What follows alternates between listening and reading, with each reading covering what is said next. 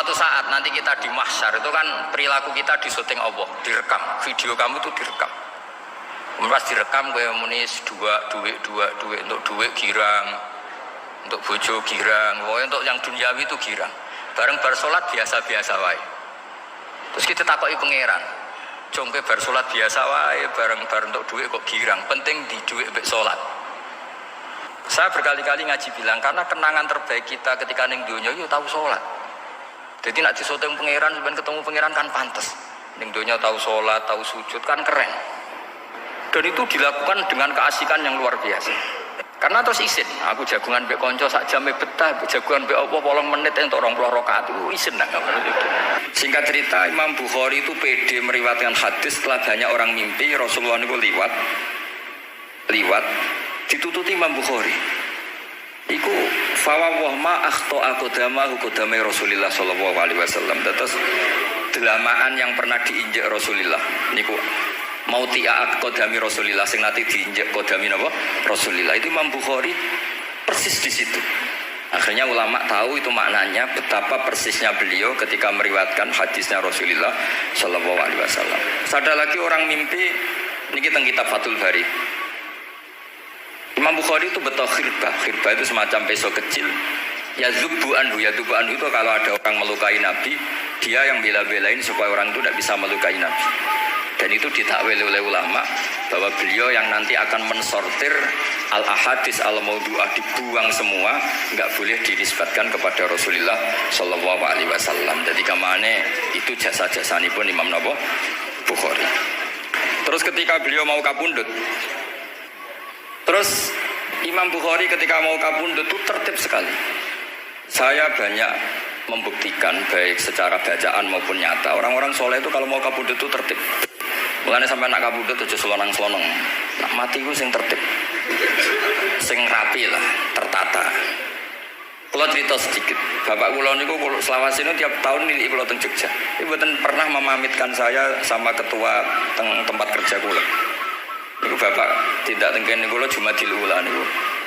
Saya tak pamit nombek kancamu, guru-gurumu, kanca-kanca, kowe mulai ngenteni aku. Terus bapak recep kapundhut. Mbak Mun juga gitu, saya menyaksikan sendiri mau kapundhut itu. Uang dititipkan ke Subab.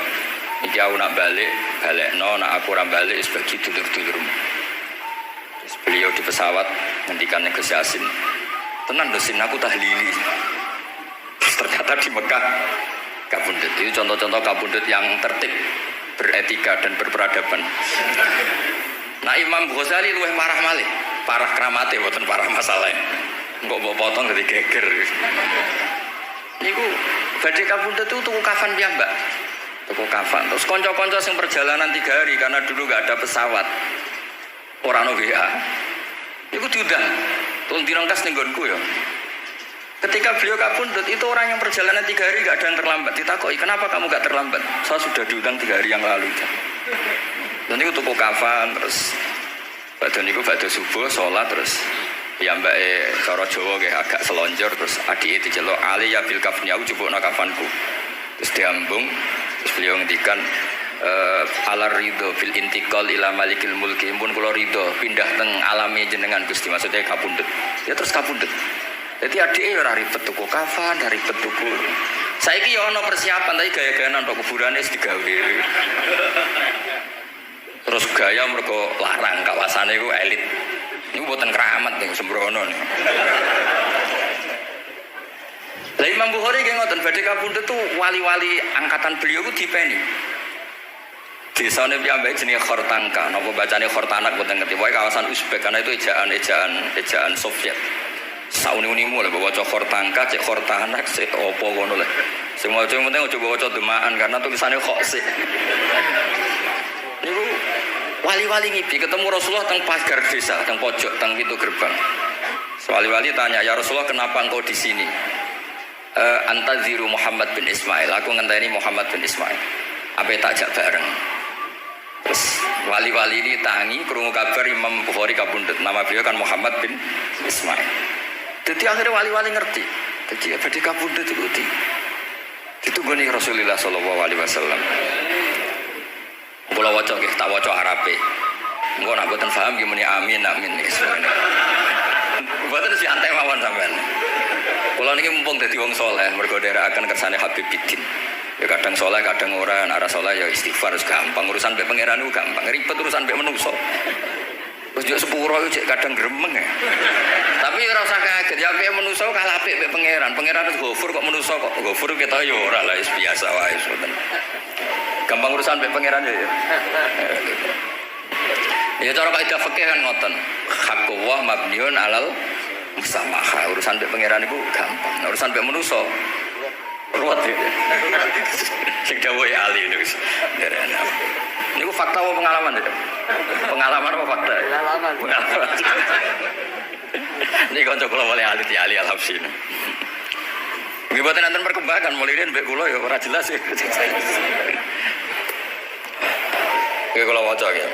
Akhbarana Muhammad bin Makki sami'tu Abdul Wahid bin Adam at-Tawasis yaqul ra'aitu an-nabiyya sallallahu alaihi wasallam fi naumi wa ma'ahu jama'atun min ashabi wa huwa waqifun fi mawdi'in fasallamtu alaihi faradda alayhi assalam faqultu ma wuqufuka huna ya Rasulullah qal antadhiru Muhammad bin Ismail falamma kana ba'da ayamin balaghani mautu fanadhartu fa idzan huwa qad mata fi sa'ah allati ra'aitu fiha an-nabiyya sallallahu alaihi wasallam. Monggo ya nak badhe kapundhut sing tertib nggih. Habib Ali bin Utsman kabari Habib Bidin ya Ali Al-Habsyi Muhammad kondo-kondo sik dadi saged takziah nggih. Dadi niki mboten niki ditiru nggih monggo, mboten nggih sae kersane mboten nyaingi Imam Bukhari. Lan kula kadang salah iku ya istighfar, tapi kadang-kadang ya biasa. Nah aku bener terus ora kaya Imam Bukhari, dadi ben salah sithik-sithik wong ora ben salah ya tetep salah, sementing gelem istighfar, gelem nak menawa iku dadi tawadhuke kita semua. Tapi yang jelas niku kula suwun kitab ini kitab barokah karena para habaib, para wali semuanya pakai kitab napa? Bukhari. Wau sing didhawaken teng dongane Habib Abu Bakar Segaf Kutub Gresik bahwa ya Allah kita mendengar hadis-hadis yang diriwayatkan Imam Bukhari dan semuanya mengarahkan kita tambah mahabbah kita li taatika untuk taat kepada jenengan. Saya beri contoh satu betapa hebatnya Rasulullah SAW untuk menjaga kenyamanan kita dengan Allah Ta'ala. Misalnya Sayyidul Istighfar yang tadi baru dibaca. Saya berkali-kali bilang wong khusuk-khusuk sing berlebihan. Nah istighfar nangis koyo-koyo nasi pendekne mau dosa tok. Sale bar delok wong wedok ning pertolon nangis ora barbar. Oke itu bagus karena eling maksiate. Tapi seakan-akan sifati Allah yang ngasih dia maksiat dan hubungannya dengan Allah hanya ditakdir maksiat. Padahal Allah tadi ngasih dia sholat subuh, ngasih dia sholat duhur, ketemu habaib hormat, ketemu kiai hormat. Reputasi Allah yang baik ini enggak dihitung. Si dihitung salah ini. Sehingga terus dia akhirnya sumpah, nak keterusan itu akhirnya rontok, sama aja terus nulis pokoknya. Tapi kalau Nabi ngajari kita tidak seperti itu. Sayyidul Istighfar di antara kata-katanya tetap Abu ulaka bi ni'matika alayya. Gusti apapun kula niki makili kita loh ya, tidak makili Kanjeng Nabi. Tentu kalimat itu dari Rasulullah. Tapi anggap saja yang baca kita. Ini penting dalam ilmu hadis. Ya Allah apapun salah saya wau kula teng terminal teng napa delok itu oke niku salah Gusti. Tapi kula ditakdir gak nganti zina. Kanggo wong biasa-biasa ngene iki ora nganti zina iku top. Tapi aja terus delok terus iki cerita wae. Dadi delok istighfar tapi ra nganti zina alhamdulillah. Bar delok tok ya istighfar tapi ra takok nomere ku alhamdulillah. Ora moto terus dikeloni ning kamar. Alhamdulillah. Artinya ada sisi nikmat lah. Wong rai pas-pasan wae kok saleh ngono kan top ya. Ora top delok top ra nganti teruse lho. Dan Quran membenarkan model ngono iku, maksudnya membenarkan itu dimaklumi. Dimaklumi itu artinya yo kelas-kelas ngono iku ayate intas tanibu kaba iromatun hawana anhu nukafir angkum sayatikum. Yo kelasnya lagi ngono.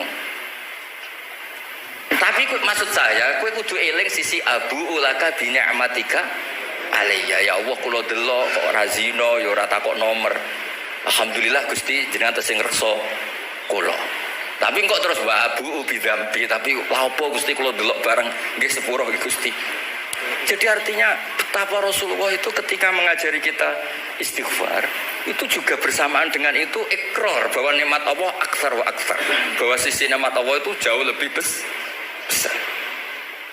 Makanya di Quran itu tidak ada hanya perintah istighfar. Fasabbih bihamdi rabbika wastaghfiru. Tetap ada bihamdi rabbik.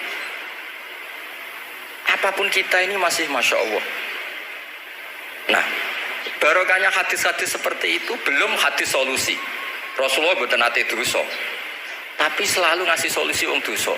Wa atbi sayyi'atal hasanata tamhuha. Berarti bar kok wedok wayu sawangane kok dosa, golek rondo sing welek tuwek kei dhuwit. Mbah, wau kula badhe maksiat niki kafaroe. Engko amen didongakno kaya corona. Muga-muga panjang apa? Artinya itu buatan ini buatan mungkin kalau salah benci koreksi Habib Ali tapi Habib mau terlambat jadi sungkan mesti jadi ini cerita jadi malah ikrarnya Habib Abu Bakar Segaf dawu-dawu Nabi itu menginspirasi kita. Belum masalah adamul kunuti wal yasi. Semua orang Islam seluruh dunia itu nggak ada yang putus asa. Meskipun ahlul ma'asi, ahlul kabair.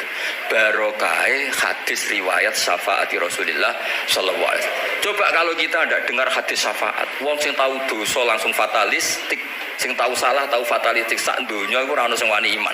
Perkarane kabeh gak ada salah. Tapi barokah syafaati Rasulullah sing diriwayatkan Al-Kutubus Sittah. Sing diriwayatkan kitab-kitab sing muktabar. Akhirnya wong wani iman. Senajan to salah wani iman. Engko arep-arep syafaat Rasulullah sallallahu alaihi wasallam. Terus sing ra maca Bukhari soal tiap pidato sholawat salam kunjuk kanjeng Nabi Muhammad sallallahu alaihi wasallam. Engkang kita tenggo syafaate teng dinus. Sing diarep-arep hubungane mbek Nabi dhewe jarang maca sholawat, sing penting nenggo syafaat. Wis sangono lah sing penting ku ndadekno iman diwujudis syafaat. Wah niku terakhirin tentang Isra Mi'raj. Ono kata-kata mungkin Gus Sapang nyanyine mari sedhilu mungkin. Nah niki kitab Fathul Bari tentang Mi'raj niki kan tesih Isra Mi'raj. Dados nabi ku ya manusa ya kadang-kadang ya rontok cara boleh dibahasakan ya rontok ra ikhlas.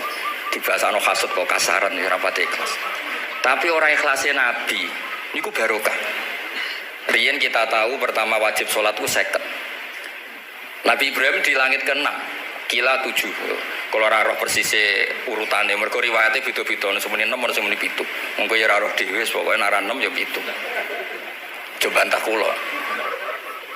Akhirnya Nabi Ibrahim jenenge capek. Apa mat diceluk wong pancen bae. Dikan sholat 50 rakaat. Mental Nabi Ibrahim ora biasa bantah. Bareng kok Nabi Musa bantah, apa mat 50.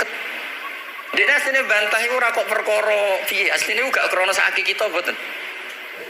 Rodok ngeprekno lah cara Jawa. Piye mat 50. Umatku sing gagah-gagah ra kuat temene umatem. Dadi asline iku yo ora sakake kita. Mulane kula rapati utang jasa asline di bab ini karena asline iku terusane inna ummataka la tutiku dzalik. Umatmu ra kuat. Wong Bani Israil umatku sing gandeng-gandeng gagah-gagah ra kuat temene umatmu. Padahal kita ya senjatanya rakuat tenang, tapi alhamdulillah. Singkat cerita terus rodok terjadi debat kecil. Kanjeng Nabi karena ahsanan nasi khalqau wa khuluqa. Nurut mawon. Matur yang pangeran Gusti khafif anni.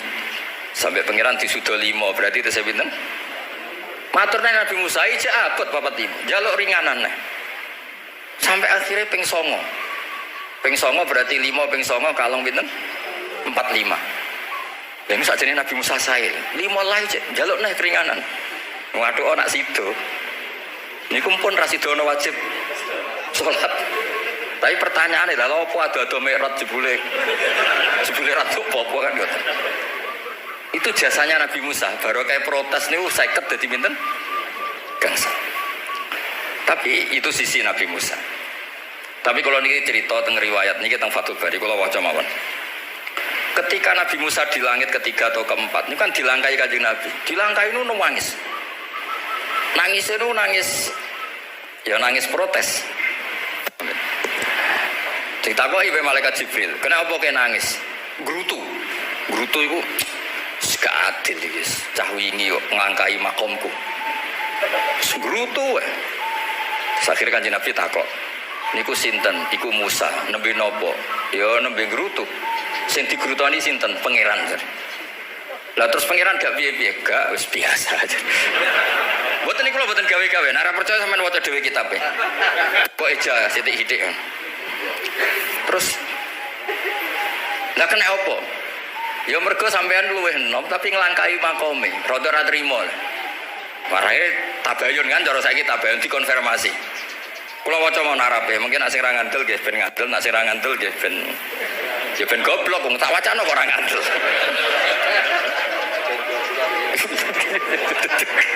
Dari ahli. Kula waca mau narape, niki top tenan nih, wis romerot tenan nih. Teng kitab kula halaman 613 juz itu. Jadi sampean saged ngecek malih, misalnya gitu halaman nggih. Apa ya? Bab ya, babnya ya di bab. Bismillahirrahmanirrahim. Niki jelas sampean jarang maca iki. Apa ora tahu ya? Jarang ora tahu para de. Para ganate. Iki kanca kula mulai alit niki teng sarang. Dadi kula niku de kanca Habib Zen, iki kanca-kanca mulai alit. Alhamdulillah nganti tuwa ora ono perkembangan ya tetep kanca maksudnya. Ya sudah dadi kiai, nak masalah materi itu tambah juga ya. Umat ya tambah akeh tapi hubungan akrabe tetep sepawancet. Engger ketemu ya pikirane ngopi, rokok. Nah kula sono perkembangan ya gak rokok ya termasuk. Tapi kalau cara fatwane Mbah Nafek salah. Rokok cara kowe apa, Hak? Misalnya ke darani haram, kowe sing salah. Ning dinggon barang haram diobong. Aduh, kelar. Mboten nate menang. Iki seksine niki. Nah, kula debat mbek Mbah Nafek. Lah iya rokok iku haram, mulane diobong. Kowe nek rokok sitok terus mbok yakini haram, rak berarti jek ana terus barang haram. Tapi nek tak rokok kan tak ilangi. Berarti aku ngilangi haram. Mbah atau menang panjenengan. Ya, mana apa? Aku lo skala tua, nurut mawon. Ini alhamdulillah niki majelis kulo senang sangat ditunggoni para habaib saged akan kersane Habibidin. Kulo ki ora ngrasa paling bener wong dikongkon mawon. Tapi kelirune insyaallah ora nganti 1%, 0, sekian persen pantes-pantes sih. Ya kudu ya kudu ngono. Kula waos nggih. Bismillahirrahmanirrahim. Ketika Nabi Musa ya kesalib Nabi Muhammad sallallahu alaihi wasallam niku nangis. Terus lam azunna ahadan yurfa'u alayya. Saya itu tidak pernah mengira ada orang diangkat meninggi saya. Gak terima lah. Terus mergo napa? Yasumu banu Israil anni akramu Allah. Umatku wis kadung yakin nak saya ini yang terbaik kok dilangkai wong ku piye. Kaya kula misale sedarani wong alim alamah terus jebule keliru kalah mbek amang kan yo isin. Tapi berarti amang putune Nabi mboten isin kula nak kalah mboten isin. Wis mboten yakin mboten isin. Wis enggak temu hal. Abe isin kalah yo ora apa-apa. Tapi ini kan jaga imet kan. Misalnya kula teng Keling terus Ali terus wong itu konco ya bidin ini cerita lucu tenan ini kisah nyata. Jenenge Ki Izzuddin Buntet itu top-top kiai di era itu. Dia santri ini tiang Cirebon asli Jakarta. Jenenge Budi. Ini konco ini tak sebut jenenge wong cerita lucu. Dia itu bangga dengan kiainya karena orang Jakarta. Iku mergo anggere kiai mek Ki Izzuddin ku nyucuk. Bangga deh mergo kiai ini ra ono sing ngalahno. Kabeh kiai sak kawasan kono iku nyucuk. Suatu saat ana pengajian ngaturi Mbah Mun ya Mbah Maimun Zubair. Ki Izzuddin nanti mondok sarang. Bareng wonten Mbah Mun Ki Izzuddin nyucuk. Niku bocah niku teng tingkat 2. Aduh, dia iku keok. Gak terima.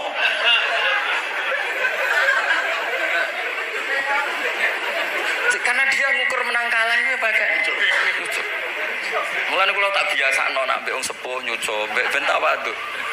Semoga kuatirku nak ono wis ben santriku lah aduh Gus Baki aku wis akeh kelah sementing tawadhu. Lho akhirnya cah niki niku badhe niku pamit wae mondok teng sarang. Karena dia tidak ingin punya kiai yang nyucuk. Oleh muni aduh kiaiku keok. Niku kiai ini diceritani guyu ra barbar. Yus, dia aku kalah. Lagi Nabi Musa itu ya nabi ya manusia. Bareng Nabi Muhammad ngelangkai makome.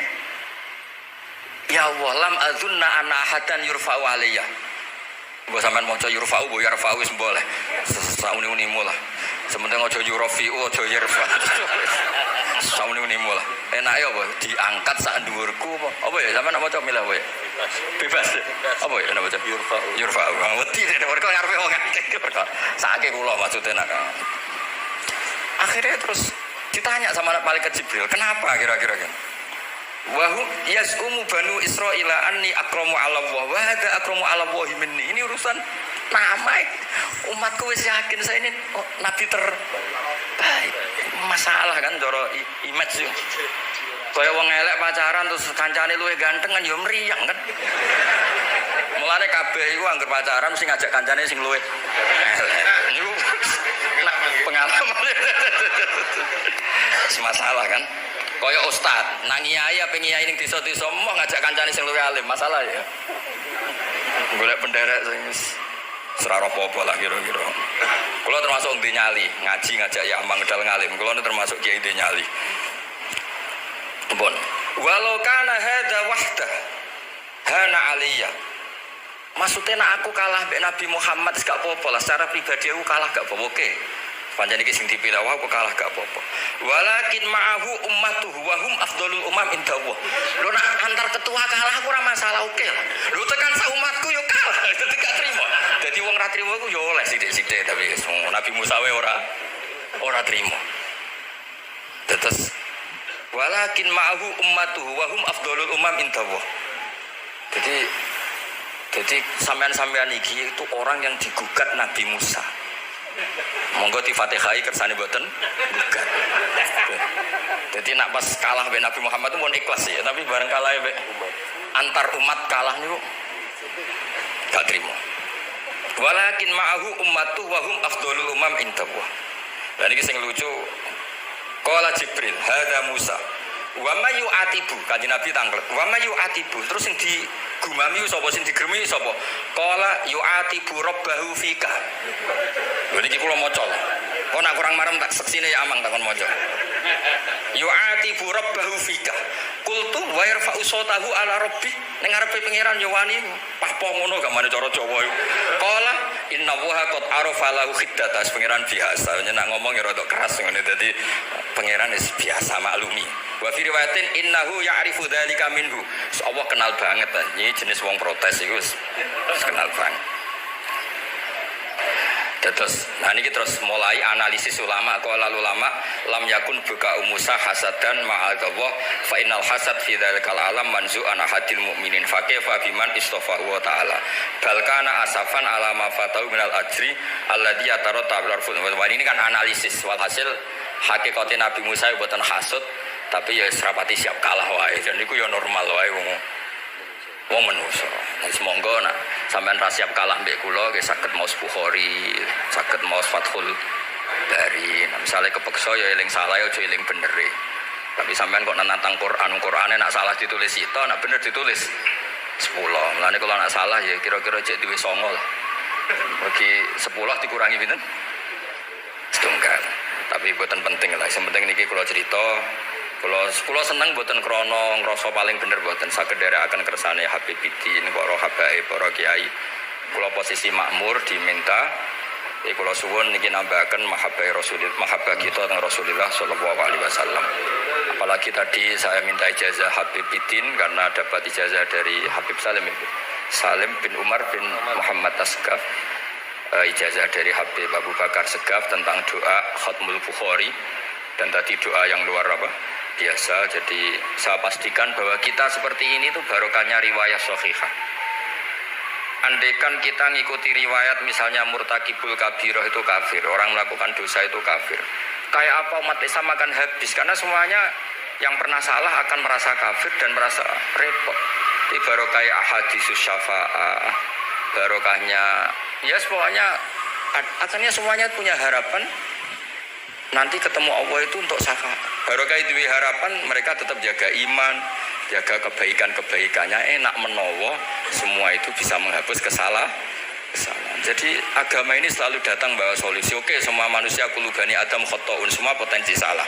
Al-insan makhluk khota apa? Tapi Nabi ngasih solusinya. Wa'at bi sayyi'atal hasanata tamhuha.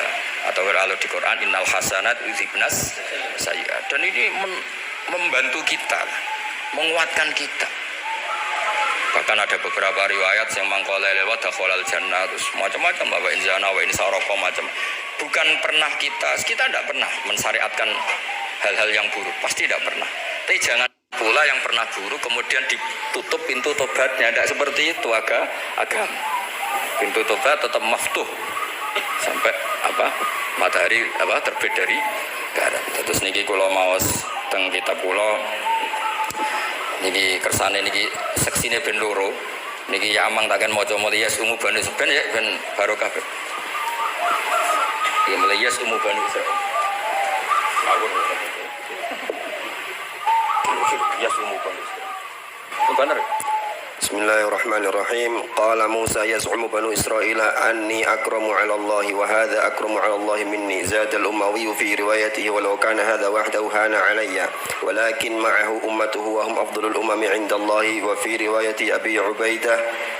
Terus ini فقال جبريل هذا موسى قلت ومن يعاتب قال يعاتب ربه فيك قلت ويرفع صوته على ربه قال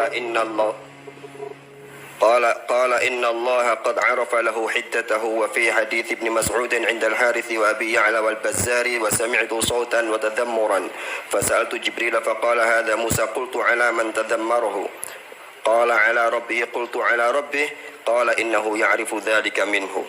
Innahu ya'rifu dzalika. Ini yang terakhir barokahnya kitab Bukhari juga kita maklumi ya, meskipun sifatnya hanya maklumi. Kalau ada orang satpam maca satpam sholat, petugas SPBU ketika dengan seragam SPBU gini apa? Sholat. Meskipun kita yakin berpakaian ahsanil ahwal, kados jubah, amamah itu sunat, kita yakin seyakin-yakinnya. Tapi barokahnya Imam Bukhari, kemudian kita tahu bahwa komunitas kita, pantasnya penjaga SPBU macak piye, penjaga Indomaret itu macak piye, satpam pantasnya macak piye. Terus ketika kalau sholat itu piye. Ini saya beri contoh. Bismillahirrahmanirrahim. Ini halaman 75 di bab sholat kitab Bukhari juz 1. Hadatsana Ahmad bin Yunus, hadatsana Asim bin Muhammad, hadatsani Waqid bin Muhammad an Muhammad bin Munkadir qol shalla Jabirun fi izarin qad aqadahu min qibali qafahu wa siyabuhu mawdu'atun alal misjab. Qala lahu qailun tusalli fi izarin waqid qol innama sanatu dzalikal yarani ahmaku misluk wa aina ma kana lahu saubani ala ahdi Rasulillah sallallahu alaihi wasallam. Jadi Jabir itu salat sarungan tok. Ora kelambenan, ora nganggo kethu, ora nganggo popo. Kak sarungan tok ditalekno gulune. Lah era tabiin wis salate wis resmi-resmi. Lho jenengan sahabat kok salat ngoten. Ben wong koyo kowe roh. Nah salat ngene iki wis sah. Nah barokahnya itu kita ngerti auratul rajul itu kayak apa. Andai kan tidak ada peristiwa itu, maka pakaian yang dipakai Nabi dan sahabat dikira syarat sahnya salat. Sehingga semuanya harus seragam seperti itu. Tapi barokahnya pernah ada sholat seperti itu, kita tahu mana auratul rajul yang harus ditutup ketika sholat. Itu ya barokahnya riwayatnya Imam Bukhari. Terus beliau meriwayatkan qalat Ummu Hani iltahafan Nabi sallallahu alaihi wasallam bi saubin wa khalafa baina tarafaihi ala atikaihi. Terus ini ada riwayat lagi an Umar bin Abi Salamah annahu an-nabiyya yusolli fi saubin wahid fi baiti Ummi Salamah qad alqa tarafaihi ala atikaihi. Oke, jadi kita sepakat sholat yang baik pakai ahsanis siap, pakai formal, tapi tetap ada standar siapapun boleh sholat dengan pakaian yang asal nutupi aurat. Barokahnya ada riwayat seperti tadi. Lagi-lagi riwayat ini berkah sekali. Makanya kalau matur nuwun sangat dan sangat hormat adat-adat para habaib yang selalu khataman Bukhari, adat-adat kita yang selalu baca kitab-kitab madaih, kitab-kitab semuanya kita harus syukur, semuanya itu mengawal mazhab ahli sunnah wal jamaah. Dan saya baca seperti ini, kenapa saya bawa kitabnya, biar yang punya kitab bisa nyari di kitab masing-masing. Semoga hanya beda halaman, bukan saya punya Bukhari sampean punya kitab yang enggak Bukhari. Maksudnya tuh dua ini buku ini ngomong. Jadi jelas ya, terus adnal ahwal, misalnya pakaian minimal seperti itu penting. Supaya akhirnya ada orang satpam sholat pakai pakaian satpam ya tidak janggal, ada yang pegawai SPBU sholat gitu tidak janggal, karena sahabat Jabir ini pernah menunjukkan di depan umum sholat seperti itu, supaya menunjukkan kadar aurat mana yang harus Andai kan tidak pernah ada peristiwa Jabir dan Rasulullah selalu sholat ala ahsanil ahwal, sahabat misalnya ala ahsanil ahwal, pasti seperti itu dikira syarat sah. Dan itu akhirnya umat so pakai SPBU macak ngono, satpam macak ngono. Barang kiai teko sing kiai sing ndi wong macake padha kan yo ribet. Jadi kabeh iku berdasar napa ilmu. Quran itu turun itu kan mustameknya, pendengarnya itu zaman itu kan orang kafir semua. Makanya pertanyaannya itu untuk jadi ahli tafsir itu syaratnya ada enggak? Ya syaratnya ada, harus paham itu. Lalu syaratnya paham itu apa? Untuk Quran itu syaratnya satu, ya dapat hidayat itu. Karena kalau kita pakai standar apapun itu tidak bisa. Karena banyak orang kafir dulu karena punya pengetahuan yang baik tentang uslubul kalamil Arab, itu Quran turun itu memahami dan faham. Ini termasuk yang diceritakan Shahibus Shahih, yaitu Imam Bukhari. Imam Bukhari itu cerita ada orang namanya Jubair bin Mut'im, itu kafir. Saya ulang lagi ya, Jubair bin Mut'im itu kafir. Dia datang ke Madinah untuk negosiasi Asra Badrin, tawanan perang Badar. Delalah pas itu Rasulullah SAW memimpin sholat maghrib, baca surat Wattur wa kitabim mastur fi raqim mansyur. Si Jubair ini mendengarkan itu kok enak. Nah dia mulai argumentasi kekafirannya terganggu, logika kekafirannya terganggu. Itu ketika Allah mulai mempertanyakan am khuliqu min ghairi syai'in. Kalau kalian merasa Tuhan, mbok kamu itu merasa hidup tanpa pencipta. Ya sudah, kalau kalian merasa Tuhan sebagai subjek, sebagai aktor sejarah, kalian harus khuliqu min ghairi syai'in. Manusia itu diciptakan tanpa pencipta. Atau amhumul khaliqun, atau kalian memang pencipta. Lalu kalau kalian pencipta, pertanyaannya Allah, am khalaqus samawati wal ard, apa kalian semua atau mereka yang kafir itu pencipta langit dan bumi? Terus bala yuqinun, pasti mereka tidak pernah berpikir sebagai pencipta langit dan bumi. Walhasil ketika surat itu selesai dibaca, Jubair bin Mut'im langsung menemui Rasulullah SAW. Terus dia masuk Islam. Ya, terus dia masuk apa? Islam. Ini bukti bahwa Quran itu bisa difahami orang kafir dan bisa menjadi sababul hidayah. Sebab itu saya pastikan jika Quran itu dikaji orang non-muslim dengan niat belajar, itu harus diberi hak. Wa in ahadum minal musyrikin astajaroka fa'ajirhu hatta yasma'a kalam Allah summa ablihu ma'manah. Jika ada orang kafir minta akad aman supaya dia bisa belajar Quran, harus diberi hak. Karena awal-awal Quran itu saking fasohahnya, saking jameknya, saking jelasnya, bahkan aslama Umar mergo bistimaihi atau bisamaihi ayat Al-Quran. Wa kadzalika aslama Jubair bin Mut'im juga ketika mendengar ayat Quran. Pertanyaannya kan, dia ketika mendengar itu muslim apa masih kafir? Masih apa? Kafir. Dan aslama setelah mendengarkan ayat apa? Quran. Ya, ini nanti saya terangkan secara logika mukjizatnya. Terus ini sekaligus pamit kalian pengurus Menoro, juga utamanya Pak Najib, ya Haji Najib. Saya akan suasananya ngaji seperti ini, dan insya Allah selalu pakai Bukhari di bab Fadhailul Quran atau Mukjizatul Quran. Nanti setelah niki do ngopi mulai uteke itu merap. Ning Jawa iku ribet niki, cara disiplin ngaji kuwi kriminal. Kok ono kopi ono ngaji, mesti wong eling kopi sih. Sajane cara disiplin ngaji ku kriminal. Tapi wong niki boten disiplin dadi pun kula waca nggih. Bismillahirrahmanirrahim. Ini cerita Islamnya Jubair bin Mut'im. Ya, di Bukhari saya juz 3 halaman 193, kalau di Fathul Bari juz 9 halaman 583. Ini nanti ngaji sampai jam 3. Nanti jadi kalau jam 3 top. Kau yang kita sampean seneng nganti jam 3. Nah kita ora paham nggih seperempat jam. Nggih, haddatsana al-Humaydi, haddatsana Sufyan, qala nggih qala haddatsuni 'ani Zuhri an Muhammad bin Jubair bin Mut'im an abihi.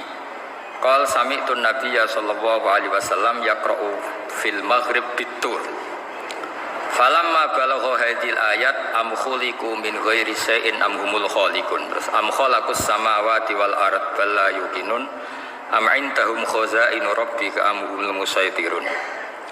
Kada qalbi ayatiron. Kada meh-meh apa qalbi ati ingsun iku ayatiro yang to terbang apa qalbi. Hampir hatiku itu hilang, nyaliku sebagai orang kafir itu hilang karena argumentasi saya kalah.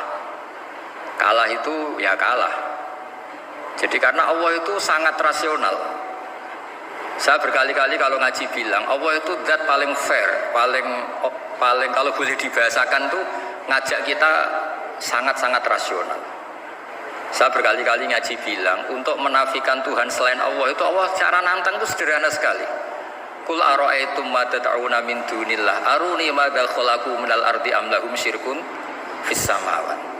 Kalau kalian punya Tuhan selain saya, kata Allah, tidak apa-apa. Asal yang kamu tuhankan itu punya reputasi lah. Ketika aku bangun langit itu ya urun-urun tau apa. Melok gawe langit ora, urun semen ora, kok melok jadi pangeran piye. Jadi aruni. Yang kamu pertuhankan Fir'aun Namrud, ketika aku bikin bumi itu di mana? Kan tidak ikut. Tahu-tahu lahir di bumi, tahu-tahu sebagai Tuhan. Ini apa-apaan itu. Jadi aruni madza khalaqu minal ardi am lahum syirkun fis sama. Jadi kalau kata Allah, ini yang pikirannya Jubair bin Mut'im, enggak apa-apa kamu tuhankan selain saya kata Allah, tapi am khalaqus samawati wal ard. Apa Lata Uzza Hubal punya reputasi menciptakan langit bumi? Enggak kan balayukinun. Lalu Namrud, Fir'aun dan sebagainya am khuliqu min ghairi syai'in. Apa mereka itu lahir sendiri tanpa pencipta? Enggak juga kan? Nah, logika-logika itulah yang menjadikan Jubair bin Mut'im, Sayyidina Umar, Khalid bin Walid banyak yang menjadi masuk apa? Islam. Tapi logika yang dibangun Quran ini kita sudah mulai lupa. Karena tadi surat iki kasihate ngene, sakake Quran. Waqiah mari duwe raat nyepet nawang mati kan sudah kasihate itu sudah. Jadi bayan arah mati-mati diwacana surat napa? Raat. Dia lupa secara fikih itu hukumnya gimana itu? Apa kotil enggak? Ada orang mau mati tidak mati-mati, kamu bacakan raat langsung mati. Ini pembacanya ini kotil apa enggak? Ini harus dibahas masail di Masjid Menara. Karena sebelum dibacakan raat itu enggak mati-mati, setelah dibacakan mati. Ini kategorinya itu kotlun amdul khoto apa khoto sibul khoto apa. Jadi Quran itu menjadi hilang mukjizatnya kalau kita terus ngomong kasiat ya. Waqiah terus waridi duwe raat nyepet nawang napa? Mati. Terus surat Baqarah itu mari tolak napa? Apa terkenalin? Tolak sandat ya? Ya sebetulnya enggak apa-apa tapi yo sakake Qur'ane lah, jangan ya tetap fungsi dasar Quran lihat baru napa ayat. Mungkin kalau terangkan. Di sini kada qalbi ayatira. Kula waos ya tengene Fathul Bari. Ka'annahu inzi'ajun inda sama'i hadil ayat atau inda sima'i hadil ayat. Kalau maca 2 kali karena kalau sampean di guru sing macane simak. Guruku maca simak Gus Bak sama istawa ping pindho inda sama'i hadil ayat untuk inda sima'i hadil ayat li fahmihi ma'naha wa ma'rifatihi bima tantum manathu. Fa fahima al hujjata fastadrakaha bilati fi tab'i. Wa dzalika min qawlihi am khuliqu min ghairi syai'in. Terus sampai am khuliqu al makna am khuliqu min ghairi khaliqin. Wa dzalika la yajuzu. Terus li anna ma la wujuda lahu kaifa yakhluq. Wa idza batala al wajhani qamatil hujjatu alaihim bi anna lahum khaliqan.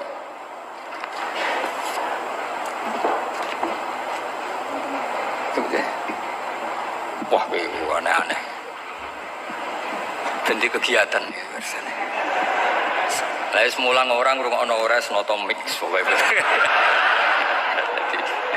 Jadi Islam itu orang harus punya amitus sholihat. Jadi nak gak mulang, ya ngrungokno, nak orang nggih nonton apa. Islam itu gampang.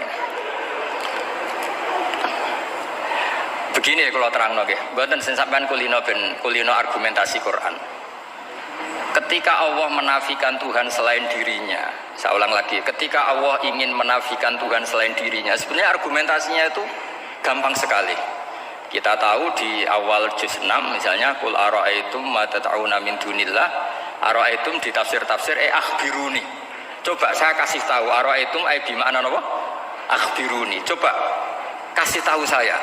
Kalau mereka itu Tuhan apa reputasinya? Aruni, tunjukkan ke saya. Madza khalaqu minal ardi. Ketika aku menciptakan bumi itu mereka urun apa? Fir'aun lahir di bumi, Namrud di bumi, Nabi Isa di bumi. Semua yang kamu tuhankan lahir di bumi. Lalu ketika bumi diciptakan kontribusi mereka itu apa? Mbok kalau yang merasa jadi Tuhan tuh mbok yo gawe lah urun gitu. Gampangane iku yo wong iku ana kualifikasine, nek dadi kiai iku yo tau mutolaah. Tau ngaji bafail macam-macam lah soalnya. Nah dadi wong sugih iku syaratnya ya diwarisan atau pekerja keras. Kan kabeh ana syarat. Mosok dadi pangeran tanpa kualifikasi. Dadi presiden yang menang di pemilu ini. Ini jadi Tuhan kok tidak punya reputasi aruni madza khalaqu minal ardi am lahum syirkun fis samawat. Kok jadi Tuhannya bumi ya reputasinya menciptakan bumi. Lah Jubair bin Mut'im itu orang kafir, saya ulang lagi orang kafir. Terus Allah membombardir dengan argumentasi am khalaqus samawati wal ard.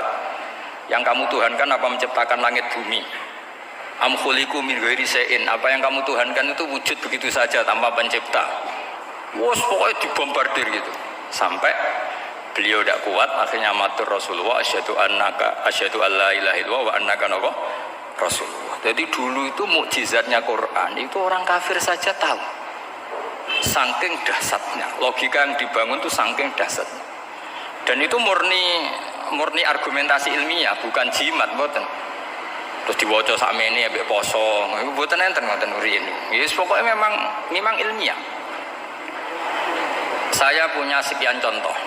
Sampean boleh nggak percaya, tapi kebangetan harap percaya.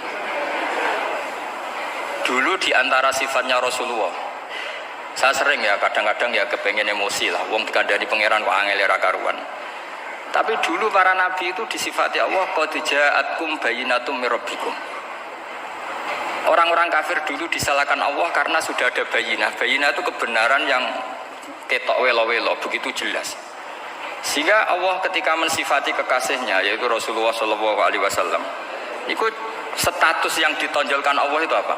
Lam yakunil ladzina kafaru min ahlil kitab wal musyrikin munfakina hatta ta'tiyahumul Rabbayina. Itu siapa? Rasulun minallah yatlu suhufam mutahharah. Orang kafir yang ngotot terhadap kekafirannya, baik ahli kitab maupun orang musyrik, itu tidak akan tercerabut dari akar kekafiran sehingga datanglah bayinah. Bayinah itu kejelasan yang benar welo-welo. Siapa itu? Rasulun minallah yatlu suhufam. Nah, benar welo-welo itu karena argumentasinya dibenturkan. Saya ulang lagi, dibenturkan. Saya beri sekian contoh argumentasi yang dibenturkan. Saya berkali-kali cerita kalau ngaji. Lama sekali, ya saya ulang lagi, lama sekali cara berpikir orang kafir, entah kafir Cina, entah kafir Quraisy itu sama. Di mana-mana Tuhan itu penyelesai problem. Pikiran mereka, kalau problem itu banyak ya Tuhannya harus banyak. Makanya ada dewa petir, dewa dewi keberuntungan, macam-macam. Di orang kafir jahiliyah juga sama. Ini Tuhan spesialis hujan, ini Tuhan apa, sesuai fungsinya. Sehingga ketika Rasulullah itu datang membawa konsep satu Tuhan, mereka protes. Disebut aja'alal alihata ilahau wahida inna hadza la syai'un ujab. Masa Tuhan satu, padahal problem kita ini banyak. Inna hadza la syai'un ujab, ini aneh. Tapi Nabi secara telaten adu argumentasi. Kalau kamu sebagai pembantu, sebagai budak, lalu majikan Anda banyak, semuanya punya perintah yang beda-beda. Kamu suka apa enggak? Ya tidak suka Muhammad. Enak mana majikan banyak sama majikan satu? Ya enak satu.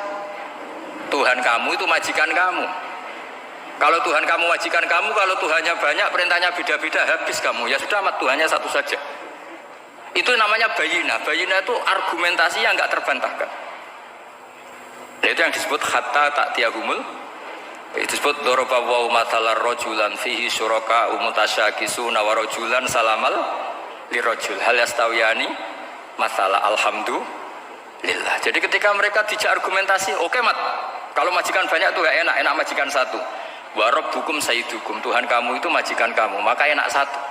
Oke Muhammad, kita terima konsep itu. Alhamdulillah akhirnya mereka Islam. Nah sekarang enggak, berjuang ngamuk ya. Dijak logika aku rapati gelem. Nah, begitu juga tentang syarik. Saya berkali-kali kalau ngaji cerita, saya sebagai manusia mungkin atas nama hati saya sering tidak ikhlas, tapi atas nama ilmu itu saya ikhlas terus, nggak pernah ada ikhlas atas nama ilmu ya. Saya beri contoh, sama aku pengen ikhlas permanen, meskipun aku potonganmu ya ikhlas, tapi ini latihan, jenenge latihan. Nah ini saya beri contoh, nanti setelah pulang ngaji ini pasti ikhlas, secara ilmu paling enggak. Ya saya ulang lagi secara hati, segera roh hati, banyak kepentingan lah jenenge hati. Lama sekali kita ikhlas mengatakan ini putih, ya kan? Kertas ini putih apa hitam? Putih. Kamu ikhlas gak? Ikhlas kan? Gak ada yang bayar kan? Kamu mengatakan putih kan gak tak bayar. Terus peci saya ini orang pasti sepakat ini hitam. Dan lama sekali orang mengatakan ini hitam, tanpa ada yang gaji. Nah kenapa kita ikhlas? Karena memang faktanya ini putih, sehingga kita katakan putih. Peci hitam, faktanya juga hitam, sehingga kita katakan. Pertanyaannya, kenapa ketika Allah kamu katakan Tuhan, kamu udah ikhlas? Padahal kamu mengatakan ini putih-putih, gak ada yang gaji juga mau. Alasannya apa? Karena ini fakta. Gitu. Sekarang Allah Tuhan itu fakta apa enggak? Fakta. Loh kenapa untuk mengatakan Allah Tuhan kamu nunggu apa? Loh itu ngawur tau cara ilmu. Buatan ngawur, buatan. Ngawur kan? Harusnya kalau mengatakan fakta itu yang ikhlas. Putih kita katakan putih, hitam kita katakan hitam, meskipun nggak ada yang bayar. Nah itu ilmu. Maka kalau kita dengan ilmu nyembah Allah mesti ikhlas. Ya Allah memang kau Tuhan ya tak sembah. Atas nama ilmu loh, saya ulang lagi, atas nama. Tapi kalau atas nama hati, Gusti nggih nyembah lah, Gusti nyuwun opah lah kula ini kan. Maksudnya ku yo piye no, dadi ribet. Makanya di bab fakta itu Allah ngendikan waman azlamu mimman abadani li jannatin aw narin laulam akhluq jannatan wala naron alam akun ahlan al-ta'ah. Siapa yang lebih zalim ketimbang orang yang menyembah saya yang karena takut surga atau ingin masuk surga atau takut neraka. Andaikan saya sebagai Tuhan tidak menciptakan surga atau neraka, apa terus saya tidak dituhankan? Umpama pangeran ragai swarga neraka tetap pangeran tora, tetap pangeran kan? Jadi ilmu itu beda dengan rasa, ilmu itu pasti objektif. Nah, dulu saya ulang lagi, orang kafir itu dijak begitu itu mau. Sehingga ketika mereka Islam hari pertama saat itu juga langsung ikhlas karena logikanya permanen. Saya beri contoh ya. Orang kafir itu kan pernah nganggap fungsi Lata, Uzza, Hubal, Manat itu setingkat sama Allah. Padahal mereka oleh mereka dianggap syarik, dianggap setara, dianggap mitra, dianggap sederajat dengan Allah. Sehingga mereka diceritakan Allah, balhum qaumu ya'dilun. Mereka komunitas kaum yang menyamakan selain Allah dengan Allah. Padahal gak mungkin kan, selain Allah setara dengan Allah kan gak mungkin. Iku dulu lan nerangno kangelane sak boleh. Cara gurune kuwi. Tapi gurune Kanjeng Nabi Muhammad sallallahu alaihi wasallam. Iku nerangkan sekali itu orang kafir paham semua dan semuanya masuk Islam. Itu hebatnya bayina hatta ta'tiyahumul bayin. Nabi cara nerangkan diajari Allah begini. Misalnya saya kerja keras, kemudian beli Innova. Ya, atau adol warisan beli Innova. Kemungkinannya kan kerja keras atau warisan. Utawa ngerayu mertua kelar tuku Innova, kemungkinan itu sing rada dake itu jalur pintas ngerayu mertua lewat bojone maksudnya semacam-macam lah. Apapun itu ciri khas pemilik itu nggak ingin orang lain itu setara dengan dia. Kue kerja keras nabung puluhan tahun beli Innova, kemudian teman kamu udah ikut beli, cara menguasai Innova itu sama dengan kamu. Nak nyiler atau pamit atau bensin sok enak ide. Kue mangkel gak kira-kira? Kamu punya rumah, sono wong mlebu sonang-sonong kayak pemilik, kamu mangkel tak? Mangkel. Nah, Allah cara membuat tamsil itu ya begitu. halakum mimma malakat aimanukum min syuraka'a fi ma razaqnakum fa antum fihi sawa takhafunahum ka khifatikum anfusakum. Coba kalau kamu punya barang, kata Allah, kamu punya barang, punya sesuatu, dan itu milik kamu karena kamu yang beli. Kemudian ada orang lain yang cara memilikinya sama dengan kamu, mau nggak kamu seperti itu? Ya tidak mau, Muhammad ini milik saya, kok ada orang lain yang merasa setara dengan saya, tidak mau saya. Kalau orang lain mau pinjam ya harus ngemis-ngemis lah, harus dodok-dodok. Ya seperti itu Allah itu, bumi itu yang menciptakan Allah sendiri. Kemudian kamu menyertakan orang yang tidak ikut menciptakan setara dengan Allah, ini apa-apaan? Oke mat, kalau gitu Allah la syarikalah. Jadi itu tamsil apa? Saya ulang lagi ya, kalau kamu beli Innova, mau nggak ada orang lain yang cara menguasai Innova itu setara dengan kamu? Mau nggak? Nggak mau kan? Bahkan istri saja nak nganggo kudu pamit. Nah lagi nang-nangan, arawan-nangan ya oleh. Tapi apapun itu kan tetap saja harus pamit, harus prosedur. Namanya ndak ikut punya.